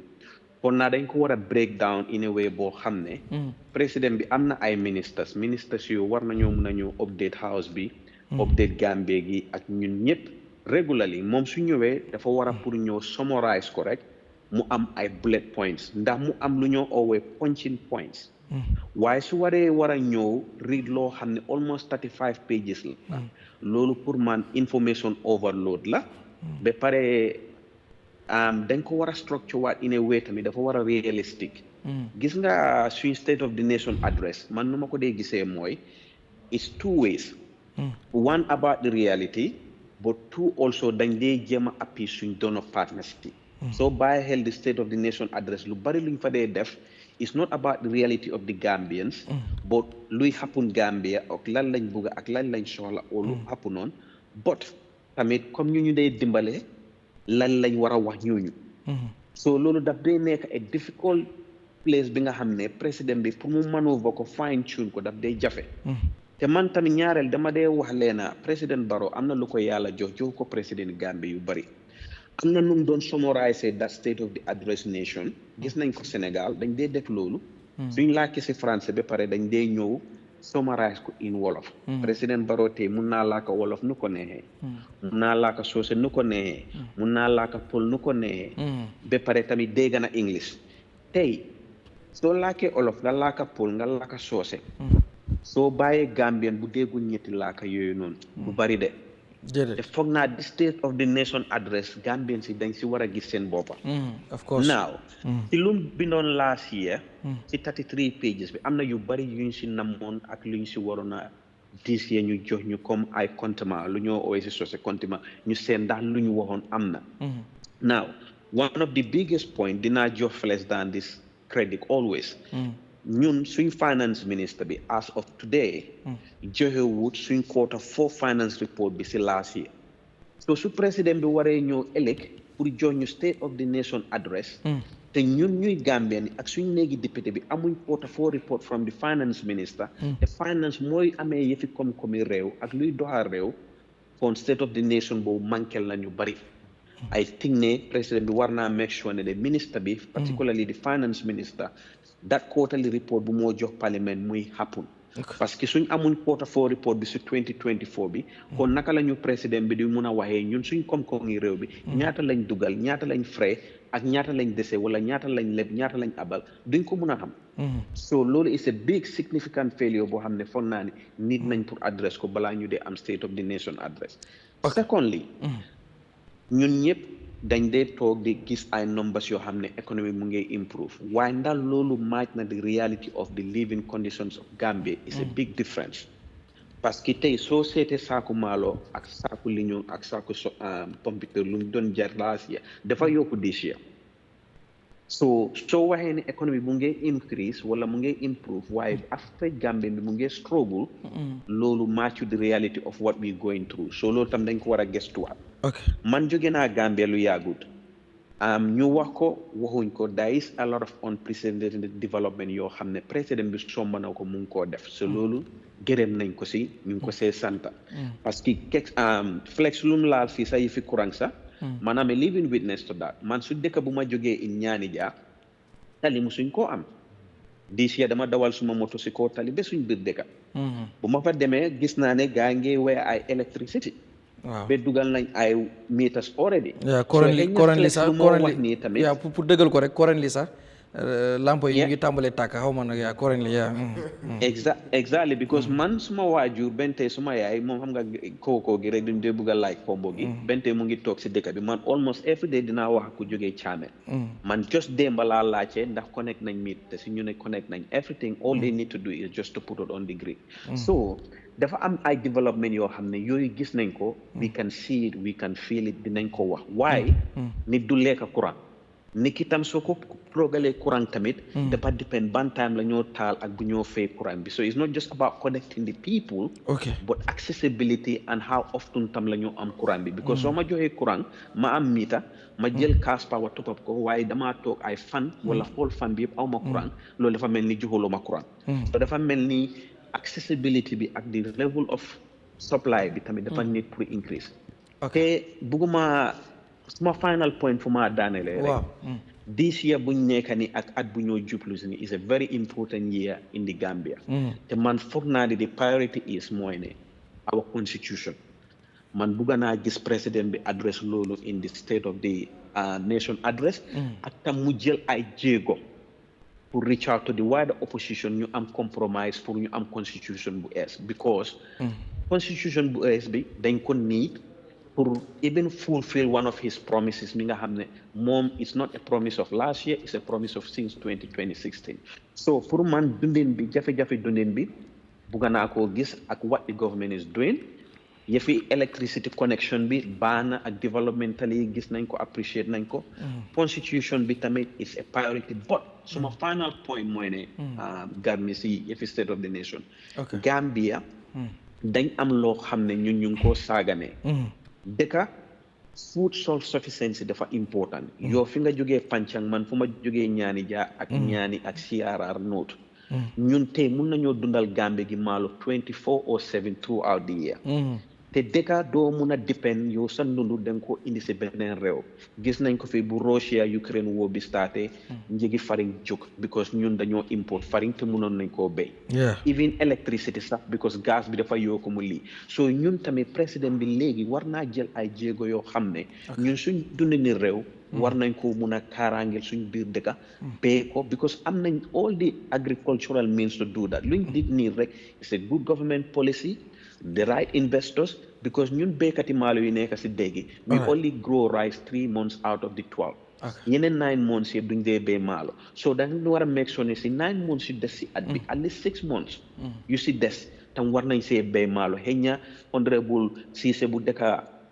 Yundum wala Mr Jiba ñoom tamit si 9 months yu noonu béykat bu nekk Pancang wala béykat bu nekk Ncaameen maalo bu ñoo béy mun nañ ko jaay jëndee si biir Gambia. ñu stop lu ñoo spend ay 2-3 billion. all right so foog naa loolu is important man loolu bëgg naa ko gis. thank you ma ñëw quickly suñ final kii bi bu foofu la ñëw jeexale balaa mu ñëw ci Flex wax na ko lu bare moom xëy na reporter la boo xam ne dafay focus ci National Assembly lu bare ñun journaliste yu ci bari sax bu ñu demee ba am yenn correction yu ñu bëgg a laaj sax moom lañ dee contact that is why sax he is here today. Minister of Finance honorable lan moo tax mu diligence bi comme mu yéex a ñëw pour joxe budget report bi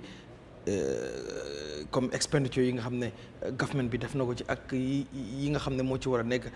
ñu bari ñu ngi ko doon topp di ko ci wax mu ñëw tamit comme ni ko Flex waxee moom dina ñëw def benn analyse ci mbir mi bi ci facts yi nga xam ne gaadu na ko yéen tamit ndax yéen a ngi ko doon toppa ba pare tamit lan la ci yoon wax xëy na seen standing order yi bu National Assembly bi ndax am na lu mu wax ci ne bu fekkee ministre bi li mu war a ñëw def pour joxe di budget report ci National Assembly defut ko ndax yéen am ngeen ban sañ-sañ ngeen ci am te bu fekkee am ngeen sañ-sañ lu tax tamit defu leen ko ci bi ko ñu bëri jàpp nañ ne dafa delay loolu tamit bëgg naa nga indi ci ay leeral honorable. waaw comme ni ko Flex waxee rek ministre of finance pour mu ñëw mu def quarterly report bi moom loolu mu ngi si standing order bi spécifié na ko clearly ni dafa am time boo xam ne ministre war naa ñëw pour mu def quarterly report of the finance loolu moom mu ngi fa te set na wécc li ma si jàng rek mooy digga la ministre of finance ñëwut waaye si diggante bi xam nga léegi parliament government entity la mooy legislature ak executive sometimes du di nekk compromise sa waaye dafa mel ni comme am na li nga xam ne yaa ngi koo def waaye mu ngi mel ni parewuloo pour ñëw pour def sa présentation waaye nag loolu nag nekkul excuse for me am not saying ne comme loolu moo war a nekk excuse bi li dee xew rek mooy léegi li moo def ak session bi nga dee xool ban time la moo ñëw pour mu présenter ko foo suñ last ordinary session bi waroon naa mën a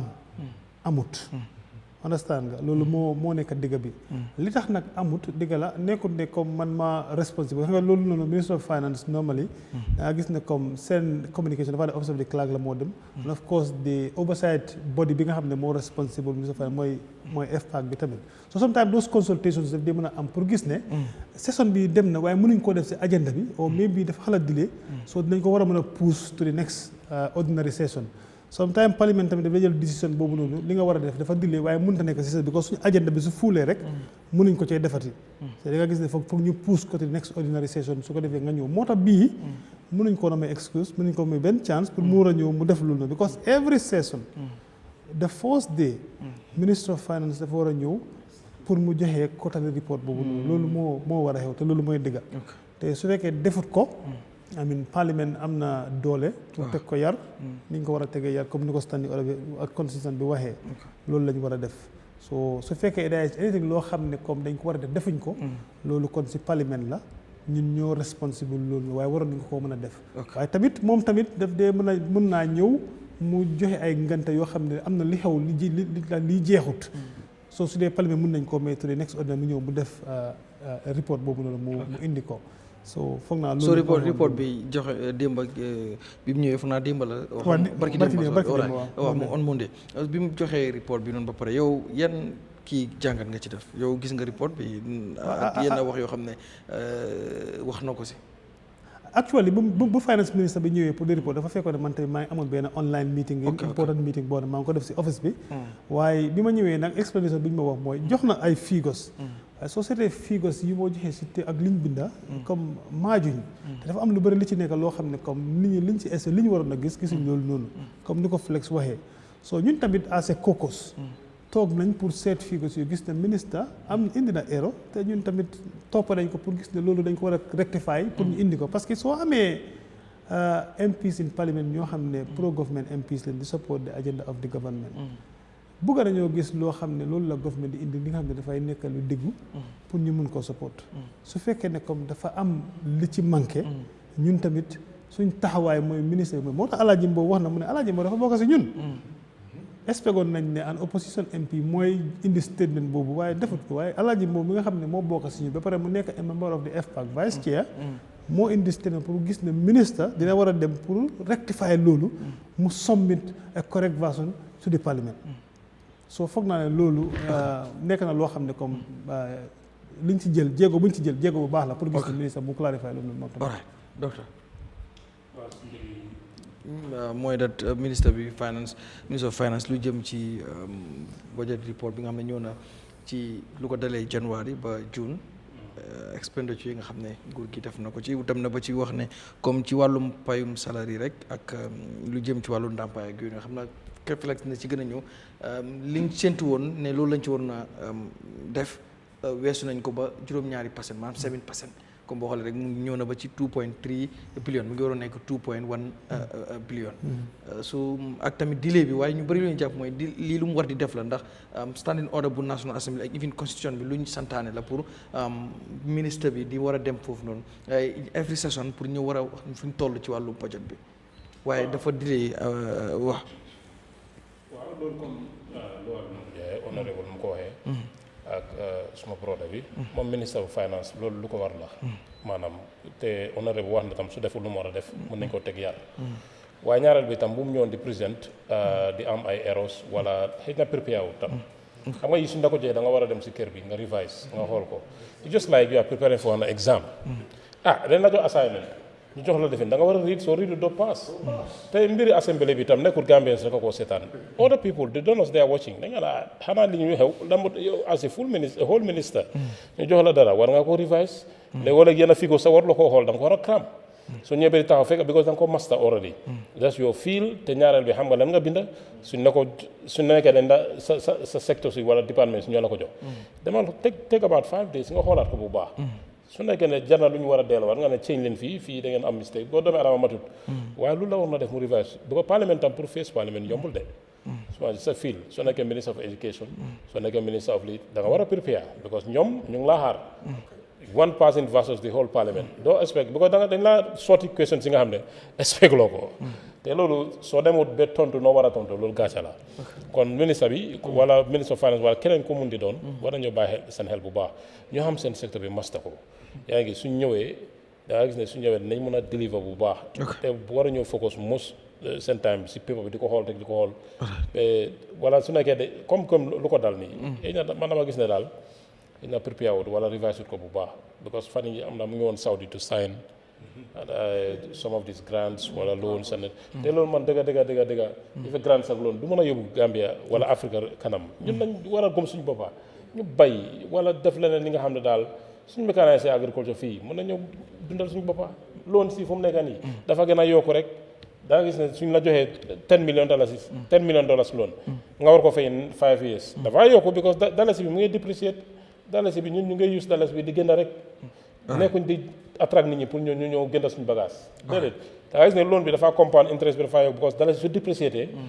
soo naree $10 million nga war a fay plus the interest dafa gën a yokkuwaat ba up to maybe $15 million yaa ngi gis so loolu lañ ko war a bàyyi xel bu baax di jël ay loon ñoom dañu dem suñ demee ñun ñoo koy fay because loolu dëkk bu nekk dama war a bàyyi si xel loolu daal. voilà yaa Flex léegi mu bëgg a ñëw jos kuy li rek nga dikkal ñu nag ci report bi yaa.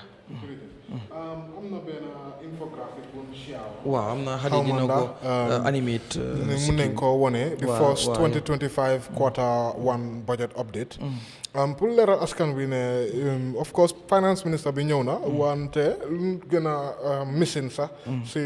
lu submit moo nekk appropriation bi te suñu waxee appropriation honorable straight away xam na fu maa jógee mooy liste boobu noonu bu la dee woon ne office of the president lii la mu war a am different ministries yi lii leen war a am loolu indiwut ko so loolu mënuñoo wax ndax ministries yi ñu ngi overspend wala ñu ngi underspend loolu moom comme loo xamul rek mënuloo see wax dara loolu moom ñu tegee ko boor léegi nen wax si luñ xam luñ gestu ba gis si kayitam bi mooy ne tax revenue mooy lu ñoo fay si tax 6.16 billion la government bi pick up within the first 3 months so tax revenue dafa important trop wante soo xoolee total revenue yëpp from January to March dem na ba 6.67 billion loolu mu ngi laa woon ne non-tax revenue problème la benn tey that means ne tax bi most of government sun revenue tax la moo jógee non-tax revenue just less than half is half a billion mu nekk 0.51 billion loo xam ne lu ndaw la soo xoolee tamit si sun expenditure am neen beneen issue si lan debt jiba laal na si mbiri loans yi ñu ñoo sign sun debt bi interest te suñ waxee debt interest rek la ñoo wax te su ma waxee debt interest mooy ne principal bokkut si ñu ngi fay up to 1.5 billion dollars in debt interest rek loolu mu nekk lu bari loo xam ne is too much because of suñ total expenditure bi rek 8.13 billion la soo génnee debt interest rek foofu noonu loolu mu ngi laa woon ne lu si des leen spend si emoluments ak yeneen yi other expenditures 6.56 billion personal emoluments 2.3 billion loolu den overspend by 7% because xam nañ ne yokka neen salaries yi ba ministre bi laal na si loolu noonu subsidies and transfers dem na ba 2 billion foofu tamit overspend neen by 9% loolu yëpp soo xayma soo xoolee ñaari yëpp revenue expenditure di nga gis ne deficit ñun ñu ngi operate a budget deficit lu tax ñu nekk di operate a budget deficit amul benn grants zero grants loolu la finance minister bi wax pikun dalasi of grants si first 3 months yi suñ deficit bi 1.45 billion la ñu ngay gestu ne su grants yu ñëwee grants yi dina help pour balance deficit bi hopefully génne ñu si lu ñoo deficit because of domestic debt interest moo nekk suñ biggest problem 1.3 billion loolu ground na trop domestic debt interest loolu moo nekk local banks yi you know lu ñu leen a fay loolu moo nekk ngay wone business yi local business yi ñoom foofu la gaay war a dem tamit ñu laajte loan ñu am loan soo yow balaa banque bi di jox yow businessman loan na ko jox government bi so yaa ngi gis overcrowding moo nekk di happen si Gambian economy bi because of domestic debt interest dem na ba 1.3 billion ba pare external debt interest 0.51 billion loolu mu ngi laa woon ne ñu ngi sonal local economy bi su ma amee chance mun naa def last one bi inflation am na solo trop bii moom monetary policy bi moo nekk central bank bi dañ dee am seen MPC meeting bi ñu ngi ko amoon just last week headline inflation moo nekk inflation overall dem na ba 8.1% in April 2025 wàcca na dafa nekkoon 9.1% in March mu nekk di wone ne inflation mu ngi wàcca wante central bank seen target bi 5% la so yaa ngi gis ne sori neen suñ target bi buñ waroon a achieve cost of goods and services moo nekk lu nit yi di joytu pass bagage yi nun seeree ngay cost ba ngay increase about 8.1%. su ñëwee si food inflation boo xamee ne suñu waxee inflation headline inflation am na ñaari things yu fa nekk food inflation moo nekk moo gën a serious ba pare am ne non food inflation maa ngi wax yëfi food inflation moom nag moo gën a high sax 8.8% la nekk si April 2025 bii nii wante ñu ne lower international oil prices waaye truth bi mooy inflation bi dafa xaw a wàcca just marginally soo ko xoolee just marginally wante lu ko waral mooy lower international oil prices and reduced transportation costs loolu la gaay wax su ñëwee si non food inflation loolu moo nekk fuel ak yeneen bagage yoo xam ne du food naka la nekk di dem 7.4% sun non food inflation moo gën food inflation so yaa ngi gis ne sun bagage yi yooyu noonu by 7.4% leen nekk di increase dalasi bi ak rice yooyu noonu yëpp waaw mun nañ see laal wante pour leeral ne sun dalasi bi mu ngi depreciate against the dollar the CFA franc ak the pound sterling euro bi rek leen appreciate but all other currencies yi ñu ngi depreciate so loolu moo nekk just a quick summary of inflation and yëfi first quarter report bu finance minister bi jox. thank you jërëjëf bon naa du leer na ndax am nga leen loo ci bëgg a yokk rek bu wax nga rek ne comme dëgg la comme ni ko flex nekk di waxee nii xam nga liggéey réew moom ñëpp ci war a bokkaat parce que li nga xam ne mu ngi xaw si réew mi maanaam nguur gi comme ni ma ko fa waxee rek am nañ ay ideas yoo xam ne yooyu lañ bëgg a def waaye xam nga comme daf ngay jafe pour nguur mu matal yëpp comme ku mel ni flex ak ñeneen ñi ñëw tamit yokk si seen xel gis ne xam nga ñu ngi génnee gaps yi nga xam ne mu ngi xew indi système te loolu daf dee tax pour nguur war a delluwaate pour gis ne gaps yooyu noonu ñu mun koo close parce que loolu nekkul pour nguur gi loolu pour askan bi la parce que askan bi moo soxla loolu noonu soo dee ko jaajëfal bu baax si liggéey boobu noonu te di jaajëfal tamit képp ku nga xam ne tamit yaa ngi liggéey di wane loo xam ne di nga tax nguur mu mun a soppeeku gis ne ok am na li ma nekk di bàyyi si gannaaw pour ma boole ko ci li maa def su ko defee pour askan si am si njëriñ bul def rek ne pour nga foog ne ok mais bi nguur gi dina am problème su nekkee ne comme yii defuñ ko parce que suñ ko ñàkkee def yow mi bokk si réew mi tamit di nga am problème soo ñun yëpp foog ñu bokk a tuggee dañu gis ne comme liggéey bi ñoo defal réew mi loolu pour askan bi la suñ ñëwee pour change of government ak yooyu loolu beneen fànna la boobu noonu suñ own internal issues lañ waaye réew mi moom moo ñu ñor ñun yëpp pour gis ne naka la ñoo amee success loolu moo gën a am solo waaye tamit di wax ne ëllëg State of Nation address mu ngi ñëw comme ni ñu ko waxee askan bi seen expectation bi li ma njëkkoon a wax ne mooy dinañ expect lu bëri parce que léegi la di nga expect loo xam ne président mun naa ñëw te fekk du adresse loolu nga ne oh non man dama disappoint waaye li gën a nekk digga bi mooy comme liggéey la process la président su toogee moom ak ministre si comme ni ko Jiba waxee baax na pour ministre si tamit ñu dem ñu toog ak seen secteur officiel si ñu moo tax ma ne communication moo lañ war a yokka su fekkee ne all the ministres ak secteurs yi ñu ngi communicate normally di génne information nu mu waree di nga gis ne président bi su ñëwee pour State of Nation address benn 5 pages doy na pour mu présent ñëw it with bullet point rek mu wax ñu lan moo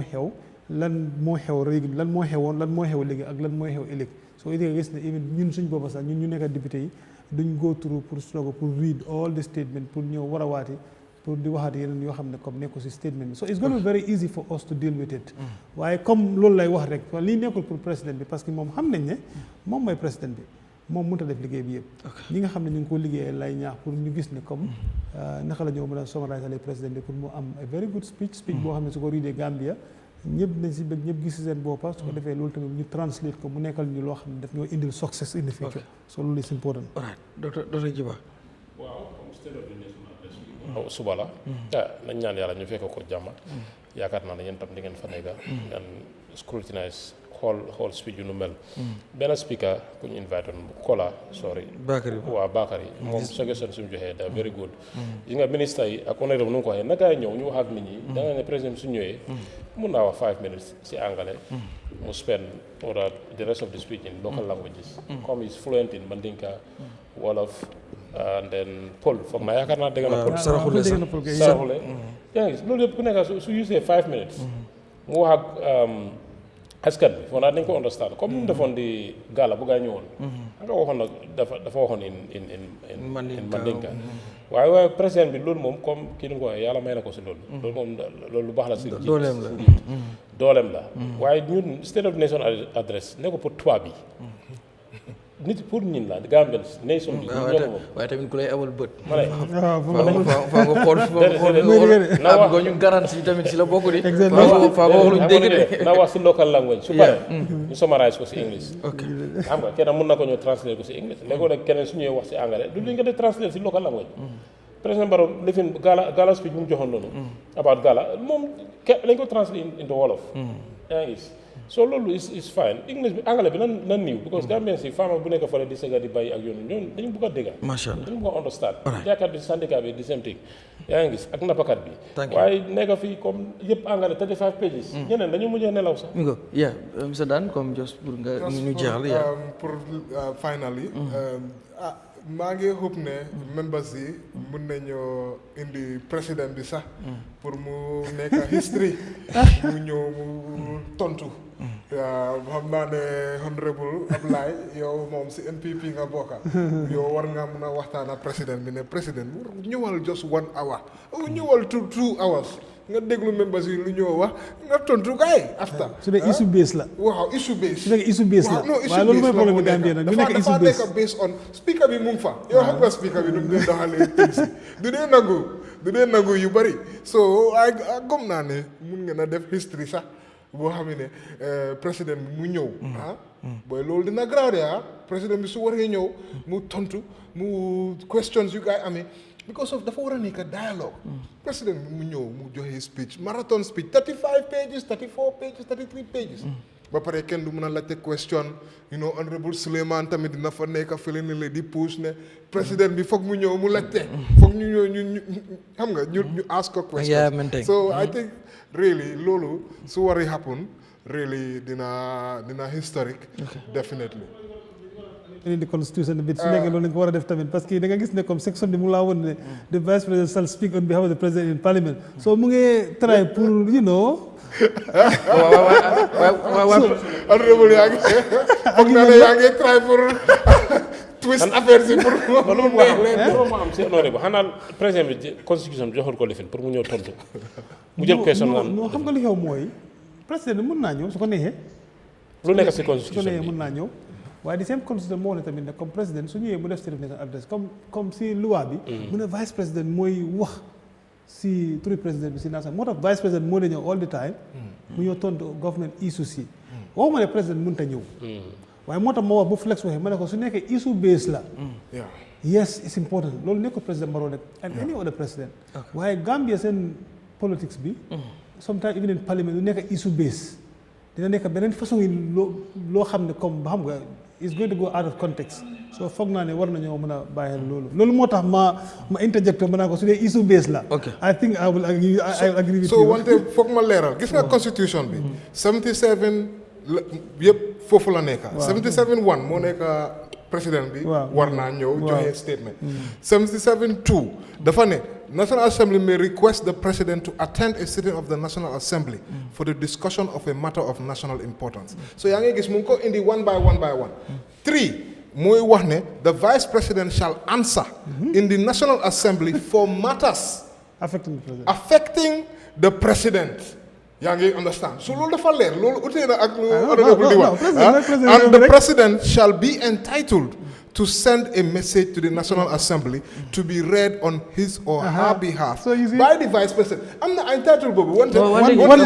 constitution. Exactly. No constitution. Because of constitution, we don't call it.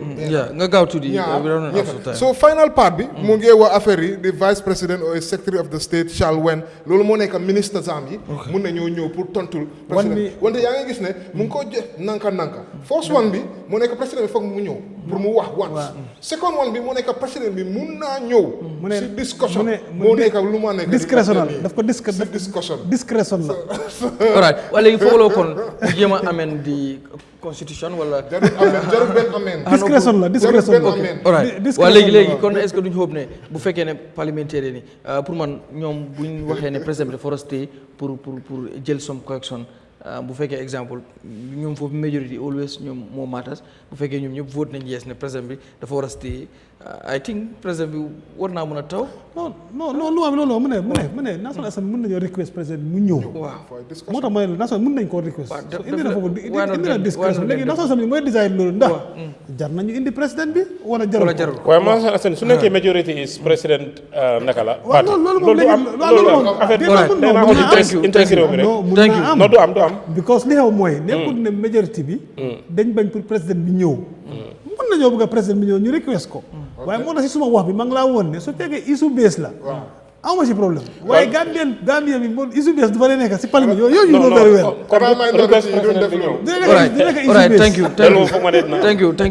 thank you so much bëggoon nañoo jeexal sa earlier than this but lii mooy Sunu Reew honorable thank you so much for coming ba pare di la jégalu fa keeping you late xam nañ tamit suba yaa ngi war a dem pour liggéey bi ñu ngi jégalu bu baax a baax bàyyi la rek nga tàggoo. waaw maa ngi gërëm Eyeafrica TV parce que programme bi Sunu Reew gar bi programme bu am solo la saa yu ñëwee rek ñu bëri ko dee seetaan biir Gambia ak bitim réew liñ ci dee seetaan mooy lii xew biir Gambia liñ fi dee waxtaanee moo fi dee xew ñi nga xam ne nekkuñ ci biir Gambia fii lañ dee déggee li nga xam ne mu ngi xew si réew mi ñoom tamit ñu boole seen kaddu di gërëm ñoom Bakary Ba ak ñi nga xam ñoom Madi Diop ñi nga xam ne contribute nañ mais comme discussion si nii dafa important si réew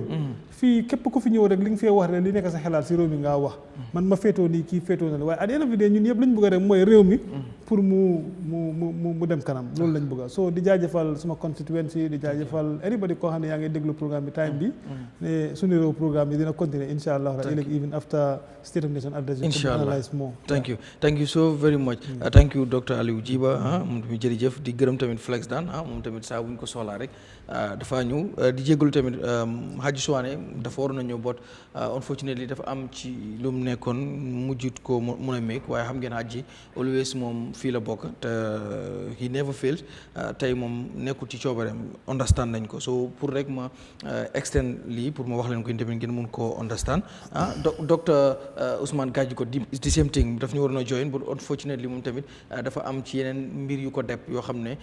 sóoru ko woon waaye incha allah nañ ko indiwaat beneen yoon pour mën a waxtaane because mbiru économie bi ñu doon waxtaane su fi nekkoon moom tamit dina am yu bari yoo xam ne dina ko ci mën a ñambaas comme ni leen ko waxee rek Sunu Reew nii la saa bu ñuy waxtaane topic dañoo bëgg a indi di experts because of bëggu ñëw rek ñëw fi waxtaane dara loo xam ne xamuñ ci dara waaye moo tax ñu indi experts ku ci mel ni Flex bu ñu waxi National Assembly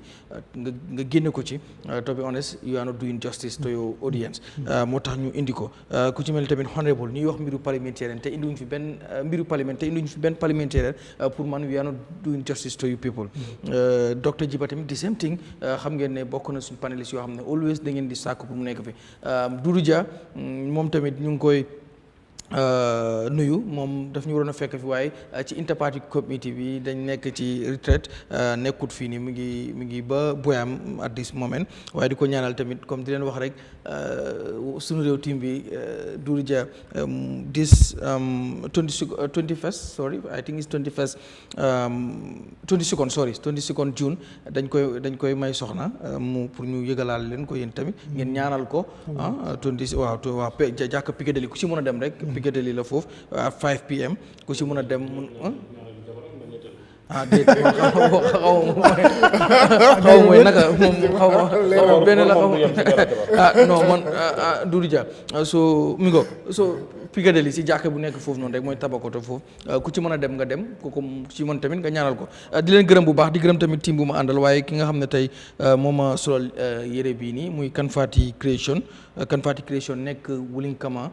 ci garage bi foofu rek foofu la nekk di def yu rafet young man la boo xam ne fii la toog demut baag wi demut fen ngir gëm ne réew mi mën na fee tekki moom mu set up atelier boo xam ne mu ngi fa employé fa tamit ay ndaw ñu fay liggéey ku bëgg rek ñaw yi wala yu ko dàq sax mu jigéen wala bu góor mën ngeen ko call ci 2271916 wala 5234 379 Kanfati Creation jërëjëf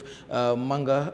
wala Aboubacar Manga thank you so much moom ngay gis mooy film Sunu Reew ba pare